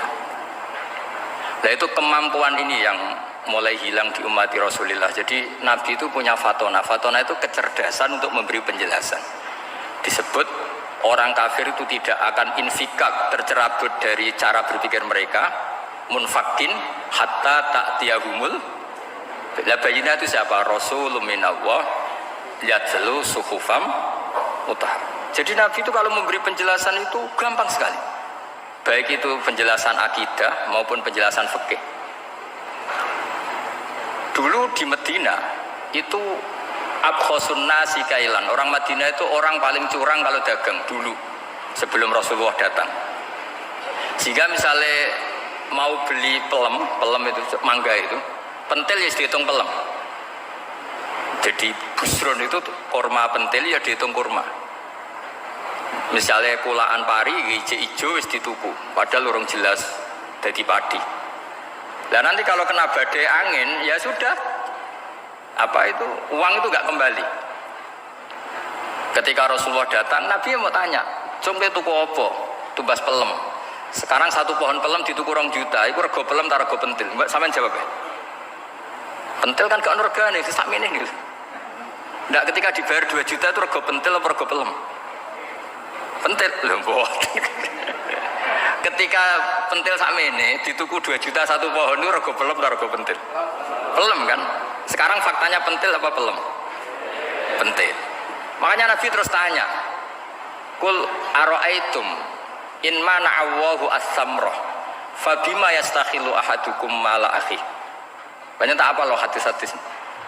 Andai kan nanti pentil ini kena angin, kemudian 2 juta itu bayari apa coba? Diarani bayari pelem rantuk pelem, dibayari pentil, pentilnya wargane 2 juta, dipangan ora kena. Akhirnya orang Madinah sadar betapa buruknya sistem perdagangan mereka. Wong pentil kok diregani 2 juta. Semenjak itu ada fikih boleh jual pentil itu ba'da budui solahiyah, setelah jelas-jelas jadi pelem. Paham ya? Dan Nabi cara nerangkan gampang. Fabima yastakhillu ahadukum mala akhi. Lalu alasan halal itu apa? Kamu mengambil uang 2 juta atas nama apa? Atas nama pelem ya Rasul, di peleme. Atas nama pentil, mosok pentil regane 2 juta. Jadi akhirnya orang Madinah sadar semenjak itu tidak jual buah-buahan qobla budui solahiyah, sebelum kelihatan berstatus napa? Samroh buah. Jadi Nabi itu orang yang kalau menjelaskan itu gampang sekali. Dulu itu Nabi pernah dibully orang Bedui. Nabi pernah ngendikan la adwa wala tiarota wala hamah. Tidak ada penyakit menular. Ya ada orang Bedui itu iseng. Iseng itu ya iseng. Ada unta gudiken, dijejero unta waras. Akhirnya sing waras melok gudiken. Si Bedui ya rada kurang ajar. Rasulullah ditimbali, ya rada kacau ngene. Alhamdulillah gak putus. Ya Rasulullah, katanya engkau tidak ada penyakit menular. Ini unta ini tidak gudiken, tak jejero yang gudiken ikut gudiken. Terus Nabi banget pinter ya. Dikira Nabi itu kan kalah ya. Nabi jawabannya enak. Faman a'dal awala. Semua rawi membaca al awala. fam mongko te sapa ada maringi nular sapa man al awala sing pertama. Ya nek iki jarimu ketularan iki, lha iki ketularan sapa? Sing pertama kudiken. Wah iku asli lah ya maksudku ya sing iki. Jadi Nabi itu gak pernah kalah kalau argumentasi. Dan sekarang banyak umatnya Nabi, tambah soleh itu tambah rapat iso mikir biasanya. Makanya Mbah Mun terkenal bikin jargon zada khuzuan, zada jalan ini. Karena kemampuan fatona itu juga harus diwaris.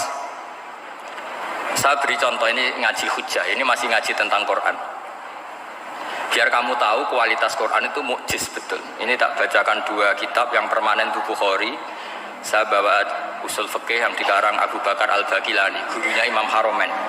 Jadi mbah gurunya Imam Ghazali. Imam Ghazali ngaji Imam Haromen. Imam Haromen ngaji namanya Syekh Abu Bakar Al-Baqilani. Itu orang top, orang terkenal sekali. Itu ngarang kitab namanya Ijazul Quran, itu yang dipakai hampir semua ulama itu. Saya pernah belajar itu pas musim haji. Saking sakralnya kitab itu tak baca berkali-kali pas musim haji, Ijazul Quran. Orang kafir itu kan otaknya sudah error, tapi kandanannya angel. Dan itu kalau kita salah ngelola argumen itu bisa kalah. Ya. Saya beri contoh ya. Ketika Nabi Musa memaklumatkan sebagai Nabi, itu Fir'aun tanya, Wama Rabbul Alamin. Lalu Tuhan Rabbul Alamin itu siapa? Jawabnya Musa ya normatif, Rabbus Samawati wal Ard, yang nuhani langit dan bumi. Fir'aun enak aja, gampang. Ma'alim tulakum min ilahin ghairi. Saya jalan-jalan kemana-mana yang dituhankan di bumi saya, berarti ya saya Tuhan. Soal kemungkinan Tuhan di langit, terus Haman dipanggil. Haman itu arsitekturnya Fir'aun. Ya Haman ibnili sorkhal ali abluhul asbab samawati fa'attali'a ila ilahi Musa. Haman bikinkan piramida yang tinggi supaya saya bisa melihat Fir'aun. Tuhannya siapa? Musa. Wa inni la'adzunuhu kadziba. Diulang beberapa ayat, ada wa inna la'udzunuhu minal kadzibin, itu ada beberapa ayat malah. Musa kan kaget. Oh ini nak piramida dadi Fir'aun munggah mesti ra roh pangeran. Wong sing aku nabi ora tau roh langsung pemenang santri ta barang ora roh. Jadi kan Fir'aun Musa akhirnya bingung. Iki misalnya munggah tenan mesti ra roh Allah, padahal kata Musa, kata siapa Fir'aun? Ibnili sorkhal ali ablul asbab samawati fa'attali'a ila ilahi Musa. Kemudian saya bisa melihat Tuhannya siapa? Musa. Wah jare Musa, wah prono iki nak munggah tenan tetep ra roh Allah, jare Allah gak ono. Wong Firaun wis kadung geblek. Angger gak roh berarti gak ono. Apa yang dilakukan Nabi Musa? Beralih argumen. Saya ulang lagi, beralih argumen. Ya sudah, definisinya tidak seperti itu. Tuhan definisinya tak rubah. Rabbukum wa rabbu abaikumul awalin. Sing mengerani buyutem. Wah iku langsung sak majelis separuh itu iman. Wah iki nak Fir'aun pangeran, buyut-buyute ora ono pangeran. Karena pangerane datang terlambat. Ini aneh pangeran dhisik buyute piye? Wong buyute ra pangeran kok putune pangeran. Akhirnya Fir'aun langsung cara Jawa semane wah entek iki. Makanya kalau Syekh Nawawi ngendikan, kalau debat kok wis muring-muring wis ra ilmiah. Makanya terus Fir'aun la aj'alannaka minal masjunin. Tak penjara dia sudah ada ilmiah lagi. Ketika Rabbus samawati wal ardi, Fir'aun masih berusaha ilmiah. Saya kemana-mana dituhankan fil ardi, maksudnya di bumi. Soal kemungkinan di langit, saya nanti bikin bangunan mau lihat Tuhanmu Musa. Tapi ketika dipojokkan dengan Rabbukum wa rabbu abaikumul awalin, yang nuhani nenek moyang kamu. Entek Fir'aun. Waduh, aku di bapak, di mbah. Mbahku yura pangeran, kok putune pangeran. Berarti mbahku tanpa apa? Pangeran. Wah ribet nih. Penjara Fir'aun Musa. Jadi emosi dia karena sudah agak bisa debat. Jadi semua nabi itu ciri khasnya itu punya kemampuan argumentatif. Makanya nabi itu harus fatona, harus punya kecerdasan. Dan itu juga yang dilakukan Quran ketika nafyu uluhiyati ghairillah, ketika menafikan bahwa selain Allah itu pasti tidak Tuhan. Ya tadi, kalau Allah itu punya pesaing sebagai Tuhan, ya namanya Tuhan, reputasinya ya aruni madza khalaqu minal ardi am lahum syirkun fis samawat. Mungkin kalau orang-orang tajwid hanya nekuni fis samawati tuni itu fis samawati tuni itu kan urusan tajwid ya. Tapi kalau kita yang ahlul makna itu nekuninya kalau merasa Tuhan itu ya punya reputasi. Di antara reputasinya itu ikut menciptakan langit dan bumi. Nah dengan demikian namanya bayinah. Bayinah itu kebenaran yang ketok welo-welo. Sehingga orang kafir itu tidak bisa berbantah-bantahan lagi. Nah, ini disebut lam yakunil ladzina kafaru min ahlil kitab wal musyrikina munfakina hatta ta'tiyahumul bayinah. Bayinah itu siapa? Rasulun minallah yatlu suhufam mutahharah. Makanya orang kafir dulu itu matur nuwun tenan mbek Islam. Mergo qad ja'atkum bayyinatum mir rabbikum. Bayinah itu harus ada. Makanya kita sekarang harus sesering mungkin bikin bayinah. Misalnya begini, saya ini kan kiai. Kiai itu kan untuk menunjukkan bahwa yang paling membahagiakan itu sholat. Ya tersiksa kita itu kita kalau tidak sholat, kita tidak sholat. Ono kiai kok tersiksa radhi duwe, itu rapati kiai. Mergo berarti orang dadekno sholat itu himmah. Nah caranya gimana? Kita latih. Kita latih, misalnya begini, sampean tak latih, nak sampean ora paham berarti ra kiai. Kudu paham, nak paham berarti wis kiai. Suatu saat nanti kita di mahsyar itu kan perilaku kita disuting Allah, direkam, video kamu itu direkam. Pas direkam kowe muni duit untuk duit girang, untuk bojo girang, untuk yang duniawi itu girang. Bareng bar salat biasa-biasa wae. Terus kita takoki pangeran. Jongke bar salat biasa wae, bareng-bareng untuk duit kok girang. Penting di duit mbek salat. Mau sini-sini wong, misalnya ketemu pangeran ngoten kan di sini-sini wong.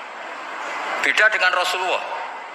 Rasulullah itu anggar radi sumpek nonton mloko ngator ngidul ngaron ngidul. Sampai ngendikan arifna ya Bilal, tolong saya kasih istirahat ya Bilal. Ketika Bilal datang ngeduk pintu, ya Rasulullah as-sholat, Nabi terus sempurna. Karena mau ketemu kekasihnya. Makanya ngendikan wa qurratu aini fi sholat, sempurna. Jenenge fi sholat itu sempurna. Saya berkali-kali ngaji bilang karena kenangan terbaik kita ketika ning donya itu tahu sholat. Jadi nak disoteng pangeran, sebenarnya ketemu pangeran kan pantas. Ning donya tahu sholat, tahu sujud kan keren. Nah, hal-hal seperti ini tuh harus dijelaskan. Sayyid Zainal Abidin itu nak sholat itu aslinya mau kepengen 2 rakaat, sholat sunat mau kepengen 2 rakaat. Tapi setelah sholat tuh dia merasa ya Allah, matur nuwun jenengan kasih rezeki sholat, sehingga terus sholat lagi sebagai syukur diberi sholat 2 rakaat. Saking syukurnya sholat lagi itu gak tahu akhirnya setiap hari itu 1000 rakaat. Dan itu dilakukan dengan keasikan yang luar biasa. Karena terus isin, aku jagungan mbek kanca sak jame betah, jagungan mbek apa 8 menit entuk 20 rakaat itu isin nak itu ya duwe isin maksudnya ya. Iki cerita wong duwe isin, nah sing mboten nggih monggo lah wong niki pilihan, iki cerita mawon. Sampeyan aja takok, lha Gus iso nglakoni itu ora, gak sopan takok kiai, Pak. Itu cerita mawon. Tapi saya bisa bayangkan perasaannya orang-orang soleh. Wong nak duwe isin itu jagungan mbek kanca wae asik. Padahal kanca iki ra jelas prospeke, cara dunya ya ora jelas, akhirat ya ora jelas. Lho iki jagungan mbek Allah kok kesusu, ini makhluk model apa kan? Hamba model apa? Lho Kanjeng Nabi itu tak ceritani. Garwa paling disenengi Sayyidah Aisyah. Wayu perawan. Siddiqah gelare. Lha niku Sayyidah Aisyah saking kepingine dikumpuli Nabi niku nak Nabi salat malam niku turu ning ngarepe. Ya turu ning ngarep. Nabi ku mboten gaya kok sampeyan dinggon salat khusus mboten nggih salate nggih teng kene sarine. Masane kan kada kaji-kaji sugih ana ruang salat. Ana sajadahe, ana tasbih kompeti. Gaya tok. Kula bolak-balik dolan sugih-sugih. Monggo Gus nggon pesolatan. Wah, sambu malaikat 12 gak ono yakin. Gaya tok. Aku elek-elek yo gawa Quran mampu lah, ana malaikat ora mampu lah. Pengane wis 11. Nabi ku mboten nggih sederhana sing didamel qiyamul lail nggih sing teng kamare Sayyidah Aisyah niku.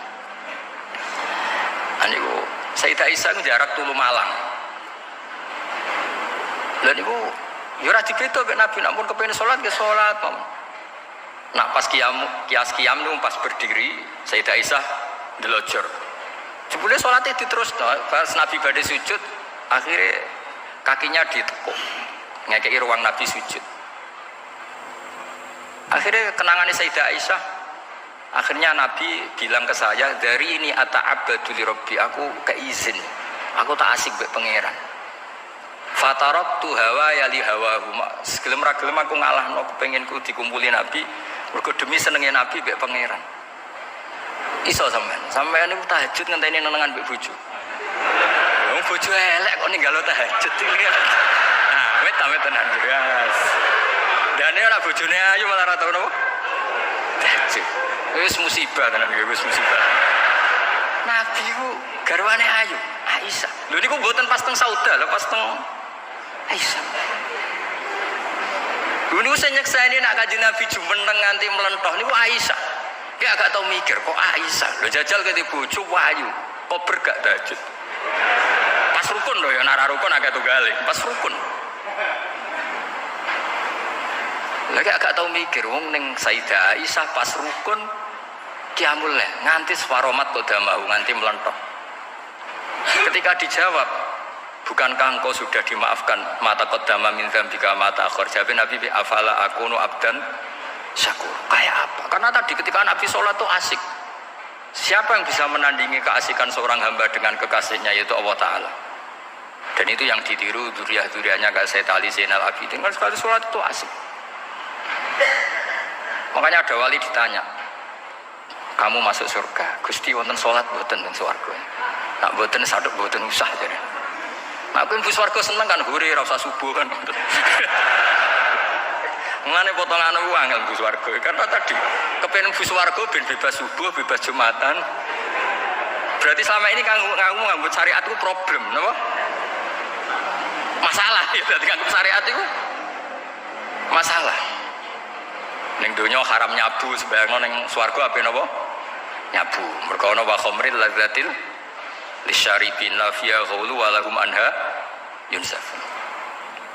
Jadi orang-orang baik itu ukurannya itu, makanya saya bilang mungkin kita tidak ikhlas secara hati karena hati kita ya taqallab molak malik, tapi kita harus ikhlas secara ilmu ya, ikhlas secara apa? Ilmu. Yaitu tadi caranya saya ulang lagi ya, kamu mengatakan ini putih-putih kan tidak ada yang bayar kan, paham ya, karena ini fakta. Dan sekarang Allah jadi Tuhan itu fakta apa enggak? Fakta. Kenapa kamu mengatakan Allah Tuhan nunggu dibayar surga, itu memalukan apa enggak? Nah, di bab ilmu kita harus ikhlas, meskipun hati kita sebagai manusia mungkin tidak ikhlas. Ini fatwa Imam Ghazali. Jadi ilmu itu segala-galanya. Makanya disebut fa'lam annahu la ilaha illallah, bukan fas'ur. Fas'ur itu rasakan kalau Allah itu Tuhan, enggak, tapi fa'lam. Karena kalau rasa itu kan tawakal tok, orang mergawe ora di duit. Padahal pokoknya rasa itu kadang ya umat tawakal ya, kabeh ku pangeran, tapi kadang-kadang tawakal tok orang mergawe ya kere. Iya, ujug-ujug muni ngono. Padahal ya Islam, kadang ya tamatan madrasah ngomong ngono. Karena hati sing ngomong ngono iku hati, lisan kan hanya terjemahan, hanya penerjem. Tapi kalau ilmu enggak, ilmu tetap sadar. Enggak bisa sesuatu tanpa melibatkan Allah Subhanahu wa ta'ala. Terus kalau suwun niki ada napa? Makalah sing kula simpen napa? Akhirnya terus Jubair bin Mut'im niku masuk Islam karena logika yang dibangun oleh surat At-Tur ya, itu tidak meninggalkan logika yang selama ini dipakai, yaitu menuhankan Lata, Uzza, Hubal dan sebagainya. Terus Allah bertanya, yang kamu tuhankan itu apa reputasinya? Am khalaqus samawati wal ard, apa pernah menciptakan langit bumi? Seterusnya dan seterusnya. Akhirnya mereka sadar yang layak jadi Tuhan itu hanya Al-Khaliq sebagai pencipta. Yang tidak pencipta tidak usah jadi Tuhan. Makanya Iqra bismi rabbikal ladzi khalaq. Ya sama ya, Yuhanna su'budu rabbakum. Rabbakum siapa? Alladzi khalaqakum. Jadi syarat pertama jadi Tuhan itu satu, harus berstatus Al-Khaliq sebagai pencipta. Padahal kalau sebagai pencipta pasti selainnya itu nggak mungkin berstatus pencipta. Apalagi pencipta langit bumi, semuanya lahir di bumi. Nah, ini faqamatil hujjah. Kemudian argumentasi Islam ini begitu kokoh, dan ketika kokoh itu tidak akan terkalahkan. Itu disebut bal naqdhifu bil haqqi 'alal batil fayadmaghuhu fa idza huwa zahid. Makanya saya berkali-kali bilang ngaji Quran itu ya harus ada ilmu manteknya, entah berapa kadarnya harus ada ilmu mantek. Saya beri contoh. Di Quran itu ada ayat, ya ada ayat yang bunyinya begini. Kebatilan, ya apa? Kebatilan itu diistilahkan Quran itu wa ma yubdiul batil wa ma yu'id. Saya ulang lagi, wa ma yubdiul batil wa ma yu'id. Saya tasrif, abda'a yubdiu, memulai. Wa ma yubdiu lan ora iso memulai apa al batilu barang batil. Wa ma yu'id lan ora iso kembali. Kebatilan itu tidak bisa memulai dirinya sendiri karena tidak pernah wujud. Kebatilan itu sesuatu yang nggak pernah punya eksistensi, sehingga memulai dirinya aja tidak bisa. Misalnya begini, peci ini hitam. Pernah nggak? Pernah nggak dibenarkan orang yang mengatakan ini putih? Nggak pernah kan? Pernah nggak terjadi 2 ditambah 2 itu 100? Nggak pernah kan? Sama. Uluhiyatul asnam. Saya ulang lagi, uluhiyatul asnam itu adalah amrun sing la yubdi wala wujuda lidzati. Apa status ketuhanannya Fir'aun misalnya, status ketuhanannya Namrud itu pernah terjadi apa enggak? Enggak pernah kan? Nah, makanya Quran istilahkan kebatilan itu memulai dirinya saja enggak bisa. Bagaimana bisa nandingi barang hak? Memulai dirinya aja enggak mungkin. Karena memang enggak pernah ada la wujuda lahu aslam, hakikatnya enggak pernah wujud. Sekarang saya tanya, uluhiyatul asnam, uluhiyatul lat, uluhiyatul uzza, uluhiyatul hubal, uluhiyatul fir'aun, uluhiyatul namrud, semuanya pernah ada enggak? Enggak ada kan? Makanya qul ja'al haqqu wa ma yubdi'ul batilu wa ma yu'id. Barang hak itu nyata dan barang batil itu memulai dirinya saja enggak? Ya enggak mungkin kan? Pernah enggak Fir'aun jadi Tuhan terus dibatalkan Musa? Dari awal ya memang enggak Tuhan, cuma dia enggak ngerti kalau enggak Tuhan itu saja kan. Tapi dari awal Fir'aun kan enggak pernah Tuhan. Makanya sekali kul ja'al haqqu mesti wazahakul batil, karena batil ini la wujuda lidzati. Batil ini enggak pernah wujud. Lah logika gini harus dibaca dengan mantek. Caranya gimana? Kita harus belajar ilmu logika. Ilmu logika itu begini, kata Fathul Bari, hadhil makhlukot, ini kan langit bumi kadung maujud. Kamu bilang bumi ini ada, ya di mana-mana barang ada itu penyebabnya ya sesuatu yang ada. Makanya ilmu tauhid ngajari kita, pertama sifatnya Allah kita sebut wujud, karena hadhil maujudat mesti kholaqu hal maujud, masa hadhil maujud. Makanya kata kita Fathul Bari itu, kenapa Quran itu tidak gerak menang kritik orang ateis? Yang dikritik itu kesalahan Yahudi, kesalahan Nasrani, tidak pernah kritik orang ateis. Kata Imam Fathul Bari, idlamu qawamata itu tidak imbang, terlalu gak masuk akal, jadi gak dianggap pemain. Lah wong misalnya terus wong kok debat mbek wong ini, bumi ku wujud ora? Ya wujud, sing gawe gak wujud. Bumi ana ta ora ana, sing gawe ora ana. Kan ngajak goblok bareng kan. Maksudnya ku nak goblok ya dikira-kira lah, maksudnya ku nak lumayan kan, misalnya zaman kita mungkin wong Jawa kuno, bumi ku wujud, sing gawe apa? Baik, kan lumayan, pokoknya sing penting ku ana sing gawe sel. Soal kok sing gawe rada keliru kok dibenerno lah, tapi ana sing gawe sel. Niki ora, barang wujud penyebabnya itu tidak.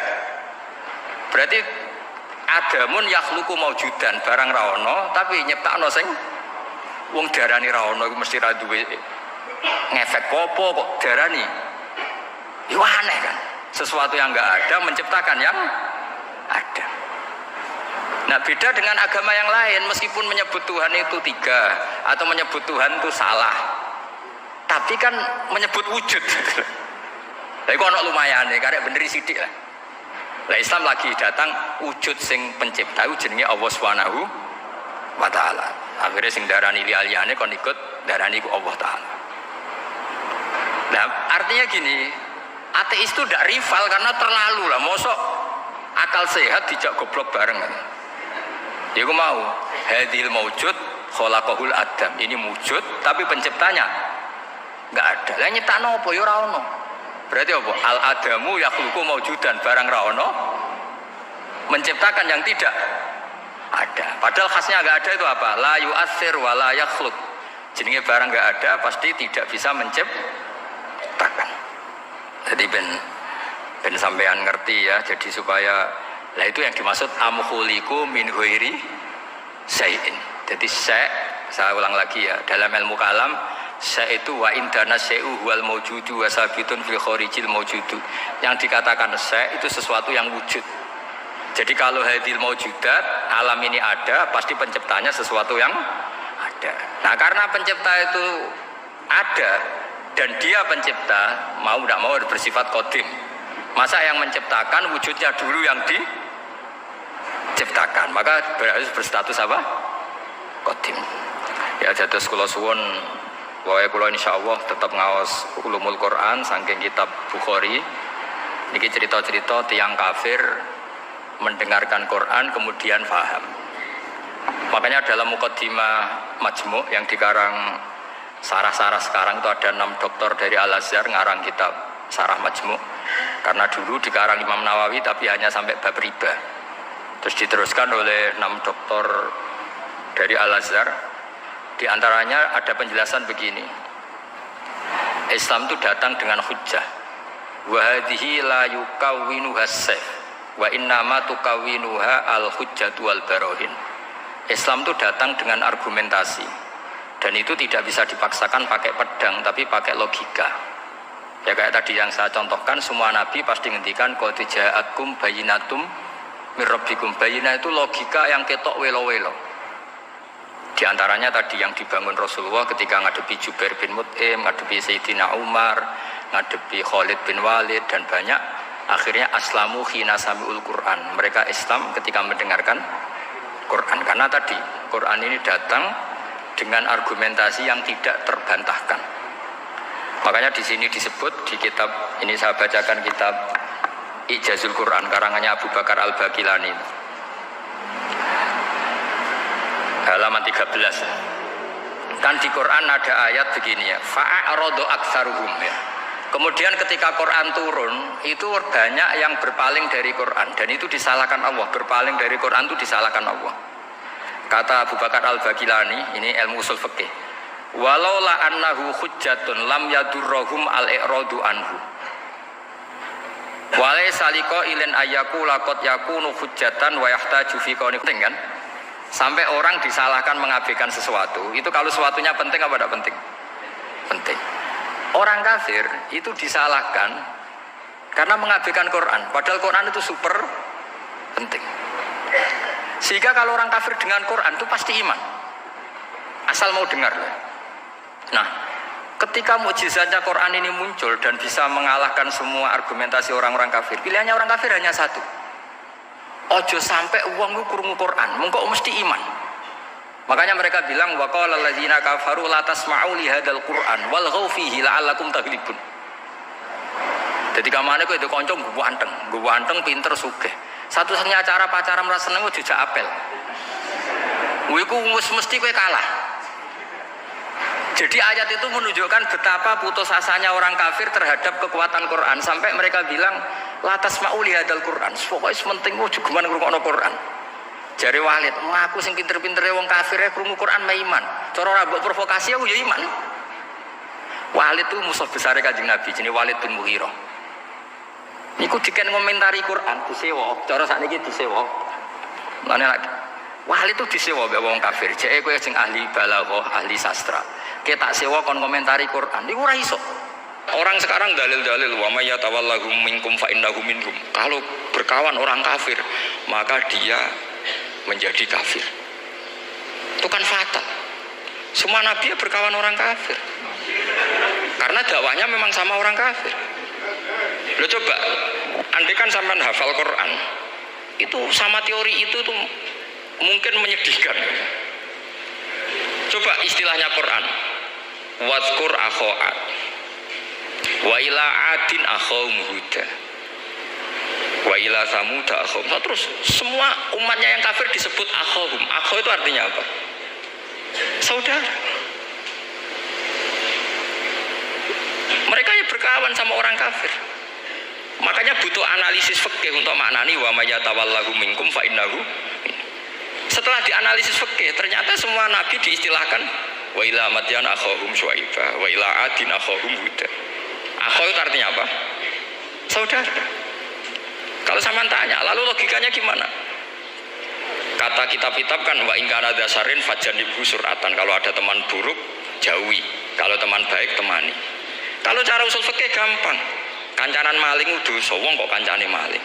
Tapi nak dakwai maling. Apik kan? Aku orang ngancani kok dakwai dandani, selesai kan? Ngancani maling elek, nak dakwai maling. Apik. Demenan rodo elek, nak didik apik kan itu seperti itu. Nah, ini penting kalau aturaken. Nah di sini ini makanya NU itu punya sejarah panjang, banyak wali-wali yang jadab, yang coro zahir itu kancanan nung fasik-fasik. Orang syariat bingung, ini wali kok berteman orang fasik. Ya kalau kamu bahasakan teman ya masalah, kalau kamu bahasakan ini binaan. Tidak sama jawab saja, kalau dibahasakan teman masalah nggak masalah kan, tapi kalau dibahasakan itu binaan, selesai kan? Sama, Nabi berkawan orang kafir itu tidak karena berkawan, itu binaan Nabi. Memang Nabi itu jadi Nabi, objeknya adalah mengislamkan orang kafir. Ya berlama-lama Nabi dialek dengan mereka, muasyarah sama mereka. Bahkan Nabi diharuskan bersikap baik sama mereka. Itu yang disebut fabima rahmatim minallahi lintalahum walau kunta fadzan ghalidhal qalbi lan faddu min haul. Tapi sekarang itu orang sudah tidak pakai ilmu. Orang-orang radikalisme itu nggak pakai usul fikih. Pokoknya kalau ada ayat terjemahnya gini ya sudah itu jadi madhab. Akhirnya kecelakaan seperti ini. Pokoknya kalau ada ayat faktulul musyrikina haitsu wajadtumuhum wa khudhuhum wahsuruhum wa'udu lahum kulla marsad. Sudah hafalnya ayat itu saja. Dia tidak mau ngapalkan misalnya qatilul ladzina yuqatilunakum. Ada ayat lagi wa akhrijuhum ya min haitsu akhrajukum. Sehingga ulama kita membagi kafir itu ada harbi, kita musuhi, ada zimmi, ada muahad, ada mustaman. Nah, itu ulama karena tahu tidak semua orang kafir itu harbi. Tidak semuanya dhimmi, tidak semuanya mu'ahad, tidak semuanya mustaman. Kalau harbi oke, kita perang, kalau dhimmi ya kita bina. Kalau mu'ahad ya sesuai perjanjian kita, kompensasinya apa, MOU-nya kayak apa. Tapi apalnya mereka ayat satu tema. Nah celakanya kita yang ngaji di pondok-pondok yang katanya spesialis ingin alim tafsir, apalnya ya satu ayat juga. Wah itu kan satu ayat versus satu ayat. Itu ngeri. Makanya kalau sama tanya saya, ini katanya di acara ini sama tanya, gimana caranya jadi ahli tafsir? Saya jawab gampang. Benarannya itu apal Quran, apal hadis, terus apal ulumul Quran. Ya misalnya nadoman ya Faidul Khobir lah. Kalau kitab Nasar ya minimal itu setengah lanya itkon. Kalau nggak lanya-lanya amat ya agak lanya. Karena kitab tafsir itu gampang. Teorinya itu mudah sekali. Misalnya al-ibratu bi umumil lafzi la bi khususis sebab. Itu sama dengan kayak kaidah fikih. Karena kalau kaidah fikih itu saya itu pernah dibisui kiai itu. Ini kisah nyata itu. Dibisui kiai itu pas basul masail dulu saya itu masih sering mau basul masail. Tadi mun pensiun mun boten niku. Dulu saya dengan Gus Zofur putrane Bamun itu sering makili Pondok Anwar basul masail fikih. Tapi tidak tahu ceritanya Gus Zofur jadi dokter tafsir, saya juga kok tahu-tahu menekuni tafsir. Lama-lama orang itu lupa status saya yang fakih ya. Makanya saya itu ya kadang eman gitu karena ini status penting juga. Tapi status fikih itu kadang memang menyesatkan. Karena begini, itu dulu pernah ada basul masail itu begini. Ini kisah nyata ini. Ada desainer baju putri untuk putri, anak putri. Kemudian desainer itu menciptakan satu celana pendek atau celana seperempat. Dengan desain ini pasti kalau dipakai itu auratnya itu kelihatan. Bagaimana hukumnya desainer ini? Apa termasuk mimman sarro'a as-sayyata? Karena terjadi kasfil aurat. Apa enggak? Rata-rata kalau kiai yang khusus-khusus, yang sepuh-sepuh, desainer itu gara-gara tren pakaian ini mau itu buka aurat. Tapi kiai alim yang muda-muda, entah saking belingnya, entah saking pinternya, tidak tahu. Bilang begini, Pak Yai, yang didesain apa? Ya celana itu. Lalu celana itu fungsinya nutupi apa buka aurat? Ya nutupi. Lu kan lumayan urun nutupi. Kalau haram ya dicopot. Lu kan malah parah. Bingung kayaknya. Sampai bilang gini kan, wah semanis. Itu kan makanya ini guyon ilmiah. Repotnya ngadepi orang alim muda itu kan mbok gedingi ku ilmiah, mbok senengi fasik.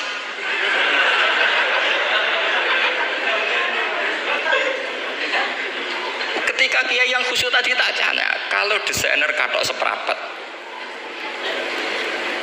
paham ya? Dia coba yang celana dalam terlalu vulgar itu, paham ya? Enggak, rok sajalah, rok mini misalnya, rok selutut. Sampean jangan ngeres ya, yang rok selutut misalnya. Rok selutut itu desainernya kena hukum haram enggak? Sampean jawab saja. Oh haram dari kiai sepuh, karena dengan desain itu misalnya lututnya kelihatan.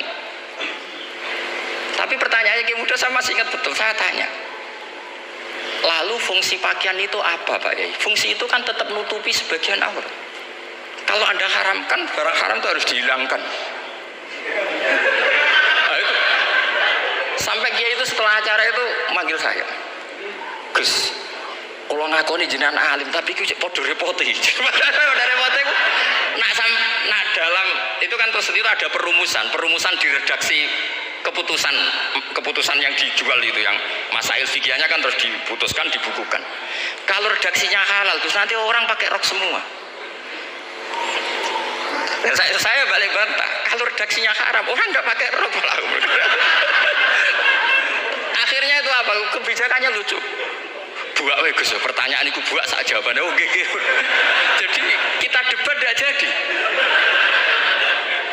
Ini cerita ilmiah. Makanya sampai tidak wajib manut saya ini terlalu ilmiah, jadi tidak baik untuk kehidupan kesalian, kurang baik. Jadi ini, tapi ini ilmu. Tetap kaidahnya fikih ma la yudraku kullu la yudraku kullu. Jangan kalau tidak bisa nutupi aurat semua, lalu jangan sama sekali. Lagi kan kaidahnya kan gitu, ma la yudraku kullu la yudraku kullu. Misalnya Anda punya tetangga nggak mau pakai jilbab, nggak mau pakai pakaian muslimah, kamu tidak boleh bilang munisan raklambinan, tidak bisa. Malayut rokukulu, malayut rokukulu, nulayut rokunopo. Makanya ini kita harus hati-hati. Nah bayangkan sekarang orang meneliti Quran itu yutrokukulu. Mestinya kalau Anda meneliti radikalisme, ayat yang terkait radikalisme diteliti semua. Ternyata di surat Taubat yang disebut suratus Saf, yang bahkan haram baca bismillah, itu ada ayat wa in ahadum minal musyrikin nastajaroka fa'ajirhu hatta yasma'a kalam Allah summa ablighu ma'mana. Muhammad, kalau ada orang kafir mau belajar Quran sama kamu, ya harus kamu pelajari hatta yasma'a kalam Allah. Setelah mereka mau belajar, ya ablighu ma'mana, summa ablighu ma'mana, kamu harus menjamin keamanan dia. Itu di surat Taubat, termasuk akhiru suratin nazalat, gak mungkin terjadi mansuh. Tapi orang-orang ekstremis selalu pakai faqatulul musyrikin haitsu, apalan itu terus. Yang orang liberal yang menapani la ikraha fiddin. Ya sudah seperti itu. Sing orang-orang ora tegas, ora tau nahi mungkar, ya ma arsalnaka ila rahmatal lil alamin. Ngono terus. Yang kelompok tukang nahi mungkar ya ayatnya amen nahi mungkar. Saya tuh heran, kenapa mereka apalannya kok pedot itu. Kita yang hafal semua bingung jadi. Jadi akhirnya kita yang pinter anut sing goblok, karena saya tuh pernah debat sama orang salaf, debat gitu.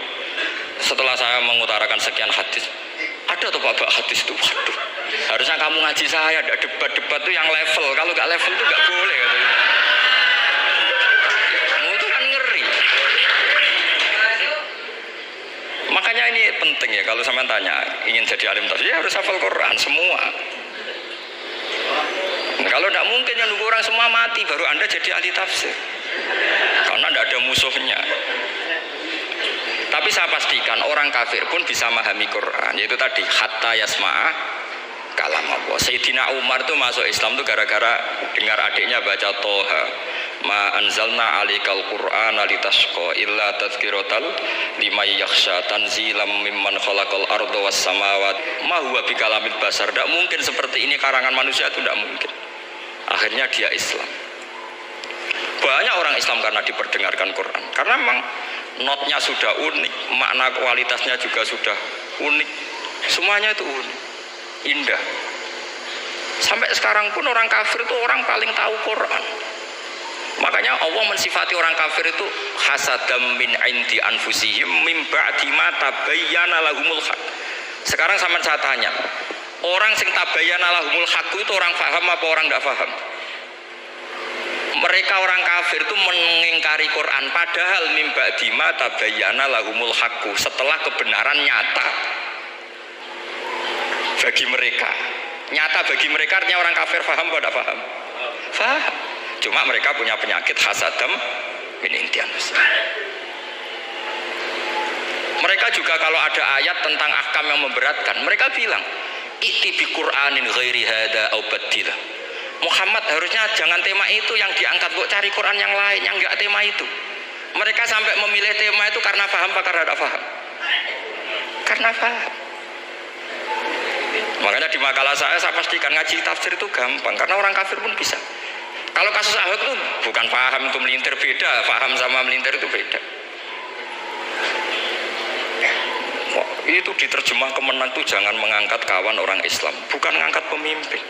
Ya kayaknya kalau ngangkat teman saja tidak boleh, apalagi ngangkat pemimpin. Fatal mana berteman sama orang salah sama ngangkat. Saman kancanan maling ini capek, nak menolong ngandani. Terus ngangkat, maling ke pimpinanku, parah mana? Parah mana? Artinya sama saja ketika diterjemah jangan ngangkat teman.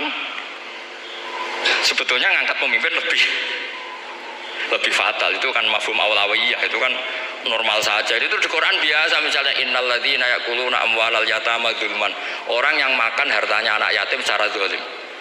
Kamu bilang, Gus saya tidak makan kok, sepeda motornya tak gasap, tak jual. Yang diharamkan kan makan. Wah ya sarap kalau gitu. Maknanya begini, memakan harta anak yatim artinya ifsad. Ifsad itu merusak. Nak ngono ikhraq, membakar atau mencuri sama dengan makan. Bal asyad, malah kan lebih apa? Lebih apa? Dasar. Jadi yakuluna di situ tuh ba'dul amsilah, sebagian contoh min wujuhil ifsad atau min wujuhil ihlak. Jangan kok karena ayatnya makan, oh yang haram tuh makan, kalau nyuri gak apa-apa. Wah ya fatal. Itu kan sama dengan santri geblek ketika ada kiai necong, kowe mbek bojomu jogeman naboi. Suatu saat istrinya lapor lagi, Pak Yai sekarang tidak naboi tapi nyadui. Karena naboi itu pakai tangan. Mereka pertama dilaporkan kiainya, Pak Yai suami saya itu sering memukulin saya pakai tangan gini. Jong jogeman naboi bojomu. Dia Pak Yai siap. Suatu saat istrinya lapor, Pak. Tetap benjut, kenapa? Kalau nak ini disadui. Mereka pikirannya, sing haram nabok, nak nyaduk halal. Wah itu kan ngajak goblok bareng. Nah masalahnya di usul fikih kasusnya seperti itu. Makanya saya ini kadang ya maliki sekali. Kadang saya itu maliki sekali. Kadang ya. Misalnya begini, saya beri contoh.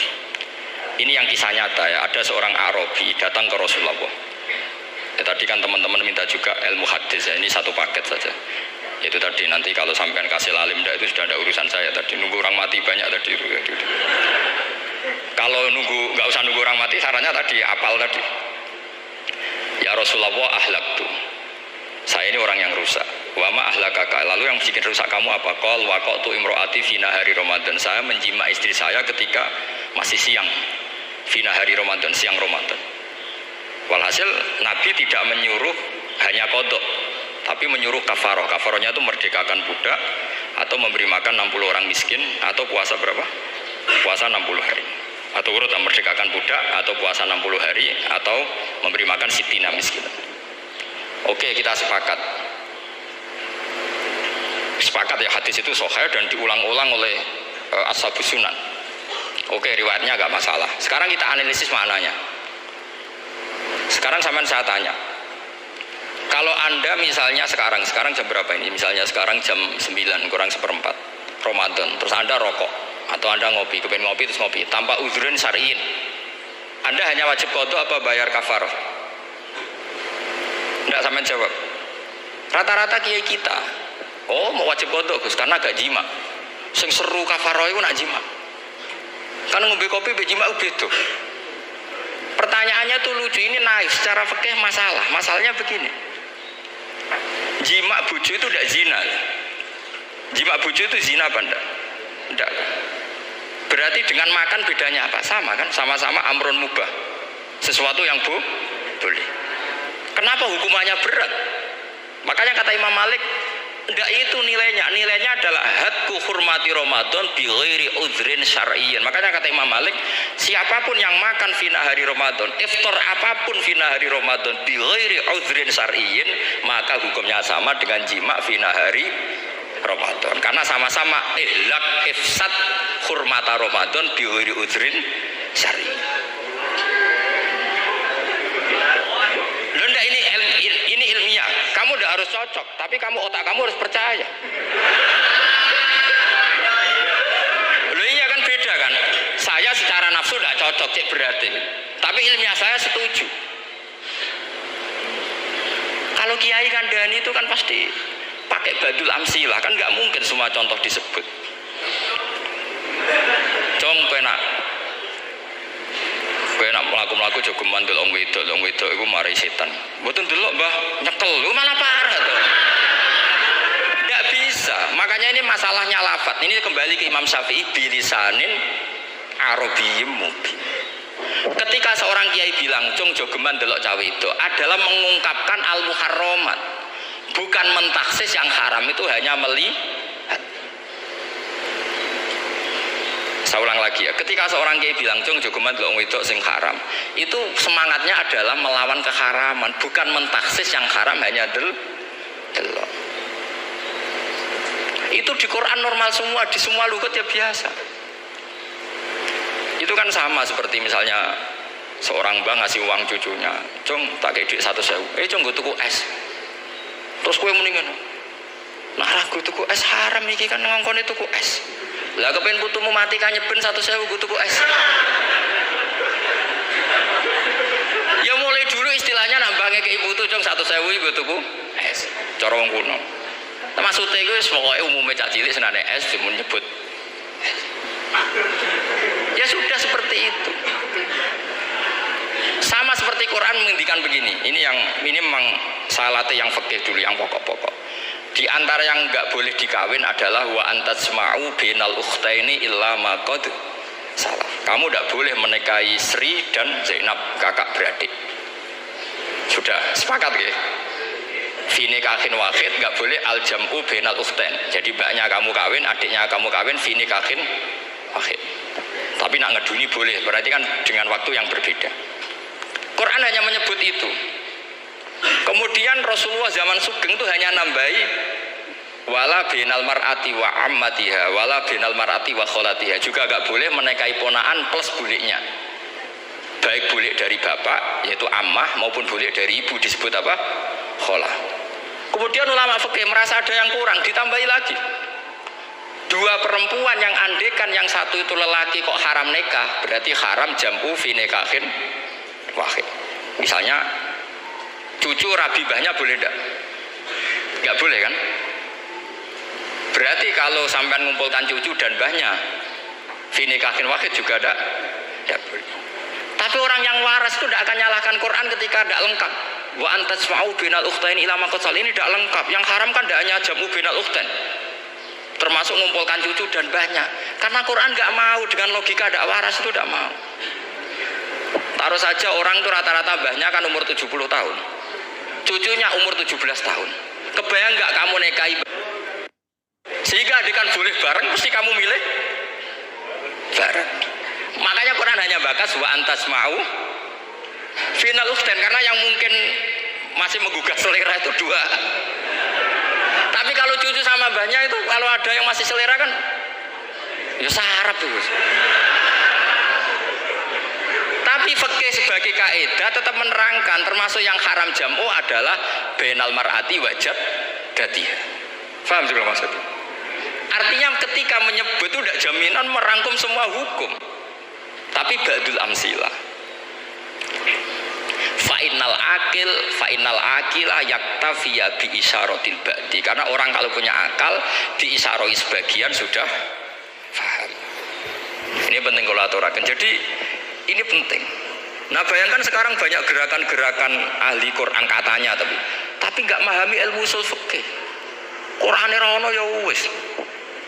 Nang Quran rono cerita harame asu, nak ngono asu ya halal. Ora ono Quran.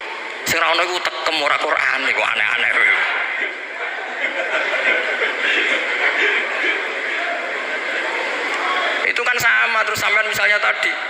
jam 09.00 Ramadan tambah uzurin sarian terus mangan mie rokokan. Itu kan melecehkan Ramadan diuri uzurin sarian. Karena melecehkan hurmata Ramadan kena sanksi separah itu. Jangan kamu terus bilang, tapi Nabi hanya bilang masalah jima final Ramadan. Jima istri itu hukumnya itu tidak zina, hukumnya itu mubah sama dengan makan. Ini cara madhab Maliki, tapi kita alhamdulillah madhab Syafi'i. Ya, itu masalahnya. Berhubung itu menguntungkan sami'na wa ta'na. Nah, itu. Tapi saya sendiri dalam konteks ini, saya itu ya sangat-sangat Syafi'iyah. Dalam banyak hal sangat-sangat Syafi'iyah. Tapi dalam banyak hal kadang-kadang saya ya Maliki. Nah, itu kan kalau sama tanya kenapa gitu, ya hikmahnya baca banyak saja. Karena yang Syafi'i itu ya karena bacanya hanya Syafi'i, itu bukan fanatik, itu keterbatasan. Itu beda, itu namanya ada fanatik, itu keterbatasan. Itu beda sekali. Jadi kita harus ngaji yang banyak. Saya termasuk utang ya, sama Imam Syafi'i itu baca kitab Ar-Risalah. Itu kitab yang kadang satu ulama baca sampai 500 kali. Itu Imam Syafi'i itu dalam kitab Risalah itu begini, ini termasuk ulumul Quran yang paling penting. Muqaddimahnya begini. Wan nasu sinfani min awalil amri. Wan nasu sinfani. Ketika Rasulullah datang membawa Quran itu manusia hanya ada dua. Al kuffar sing dari jenis ahli kitab dan kuffar dari jenis yang tidak ahli. Bahkan tidak ada orang Islam zaman itu. Pertama Nabi jadi Nabi itu adakah pendengar yang Muslim? Kan tidak ada. Semuanya ahli kitab. Makanya susah kalau Quran kamu analisis korbannya orang Islam itu, kata Ibnu Umar itu lucu. Dulu tuh mukhatabnya itu orang kafir, jelas kuliah ayuhal kafir.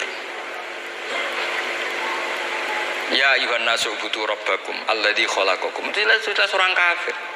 Karena orang Islam nggak mungkin dikhatabi ubudu rabbakum. Makanya Imam Suyuti kalau nafsir itu ngeper ubudu rabbakum wahiduhu. Tapi kalau mukhatabnya orang Islam, dawimu alal ibadah atau dawimu alat tauhid. Karena dia tahu kalau mukhatabnya orang kafir, ubudu ya masih wahidu. Kalau sudah Islam kok dikhitabi ubudu, mudawamah alal ibadah. Itu saking alimnya Imam Suyuti. Ini saya teruskan.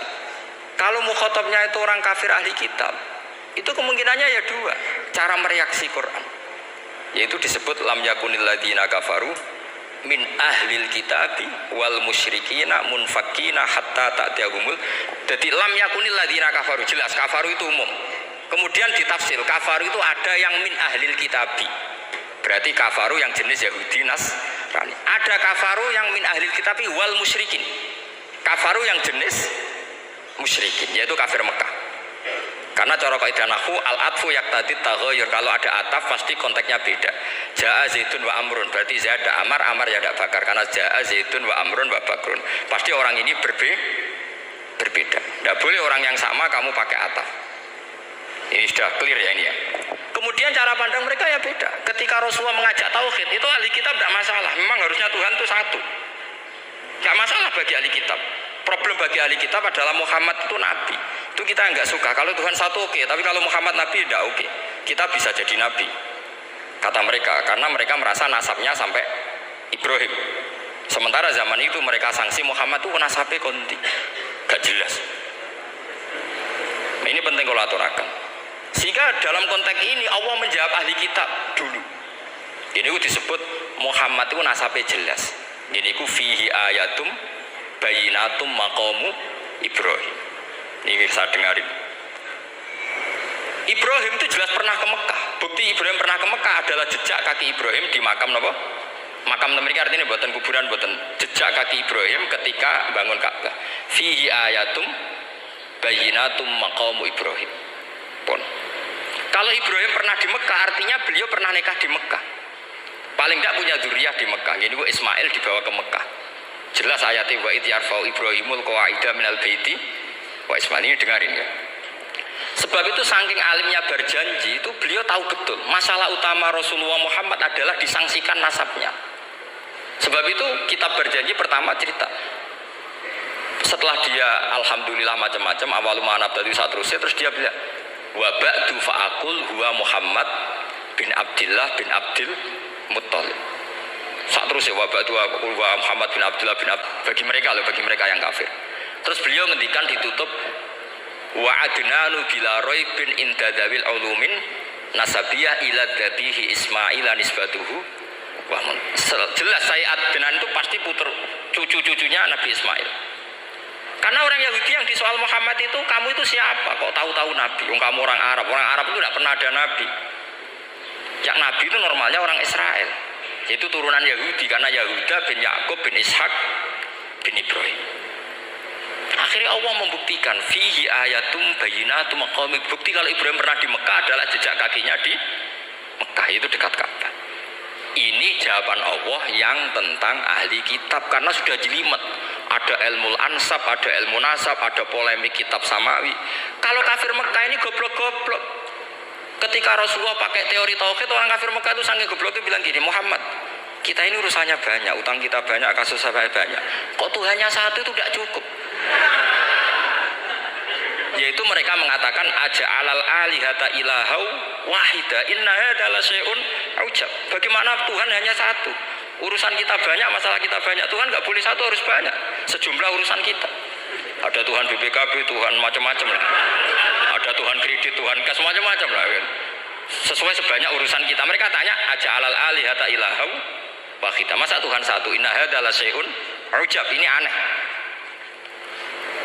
Tapi Rasulullah dengan sabarnya, kalau yang seperti ini Allah menjelaskannya beda dengan yang pertama, karena tadi orang kafir itu bisa min ahlil kitab, bisa wal musyrikin. Lam yakunil ladzina kafaru min ahlil kitab, ada yang wal musyrikin. Semuanya ini tidak pernah munfakina hatta ta'tiyahumul bayyinah. Mereka tidak pernah tercerabut dari pikiran mereka, dari mainstream mereka, sampai ada bayyinah. Bayyinah itu kejelasan kebenaran atau benar yang begitu jelas. Itu siapa? Rasulun minallah yatslu suhufam mutahhar. Akhirnya Nabi sabar. Saking sabarnya Nabi itu ngomong gini, ya di khalayak umum, mukhatabnya ya kafir semua. Hei saudara-saudara kami suku Quraisy, kita ini sebangsa. Nabi tanya, Muhammad, ajaran kami itu benar karena kami itu orang yang kita percaya. Tapi kali ini Anda aneh karena ngajak satu Tuhan. Itu tidak mungkin. Urusan kita banyak, satu Tuhan itu nggak mungkin. Tuhan harus banyak. Kita punya 3 aja kurang banyak kan, banyak punya Lata, Uzza, Hubal. Ya. Rasulullah dengan sabarnya ngendikan gini, hei kaumku, kalau kamu jadi pembantu, jadi buruh, senang mana punya majikan banyak sama majikan satu. Kalau majikannya banyak, itu perintahnya beda-beda, seleranya beda. Semua harus kamu lakoni, semua harus kamu taklui karena kamu harus nurut. Wah ya repot mat kalau di majikan banyak, ngerepoti mesti. Rasulullah tinggal nimpali, Tuhan kamu itu majikan kamu. Kalau Tuhannya banyak, perintahnya ya banyak, seleranya beda-beda. Kamu bingung nggak? Wah ya bingung, ya sudah lah, satu aja. Akhirnya mereka masuk Islam. Nah itu disebut Nabi itu fatona, punya kecerdasan artikulatif. Kalau menjelaskan itu masuk akal. Nah itu disebut dorobawahu matalar rojulan fihi syuraka'u mutasyakisuna wa rojulan salamal lirojul hal yastiawiyani masalah alhamdulillah. Nah ini penting. Allah membuat satu perumpamaan bagaimana ada satu pembantu yang punya majikan banyak, yang berbeda-beda seleranya, berbeda-beda perintahnya. Dengan kalau hanya satu majikan, apakah sama? Mereka jawab tidak sama, enak punya satu majikan.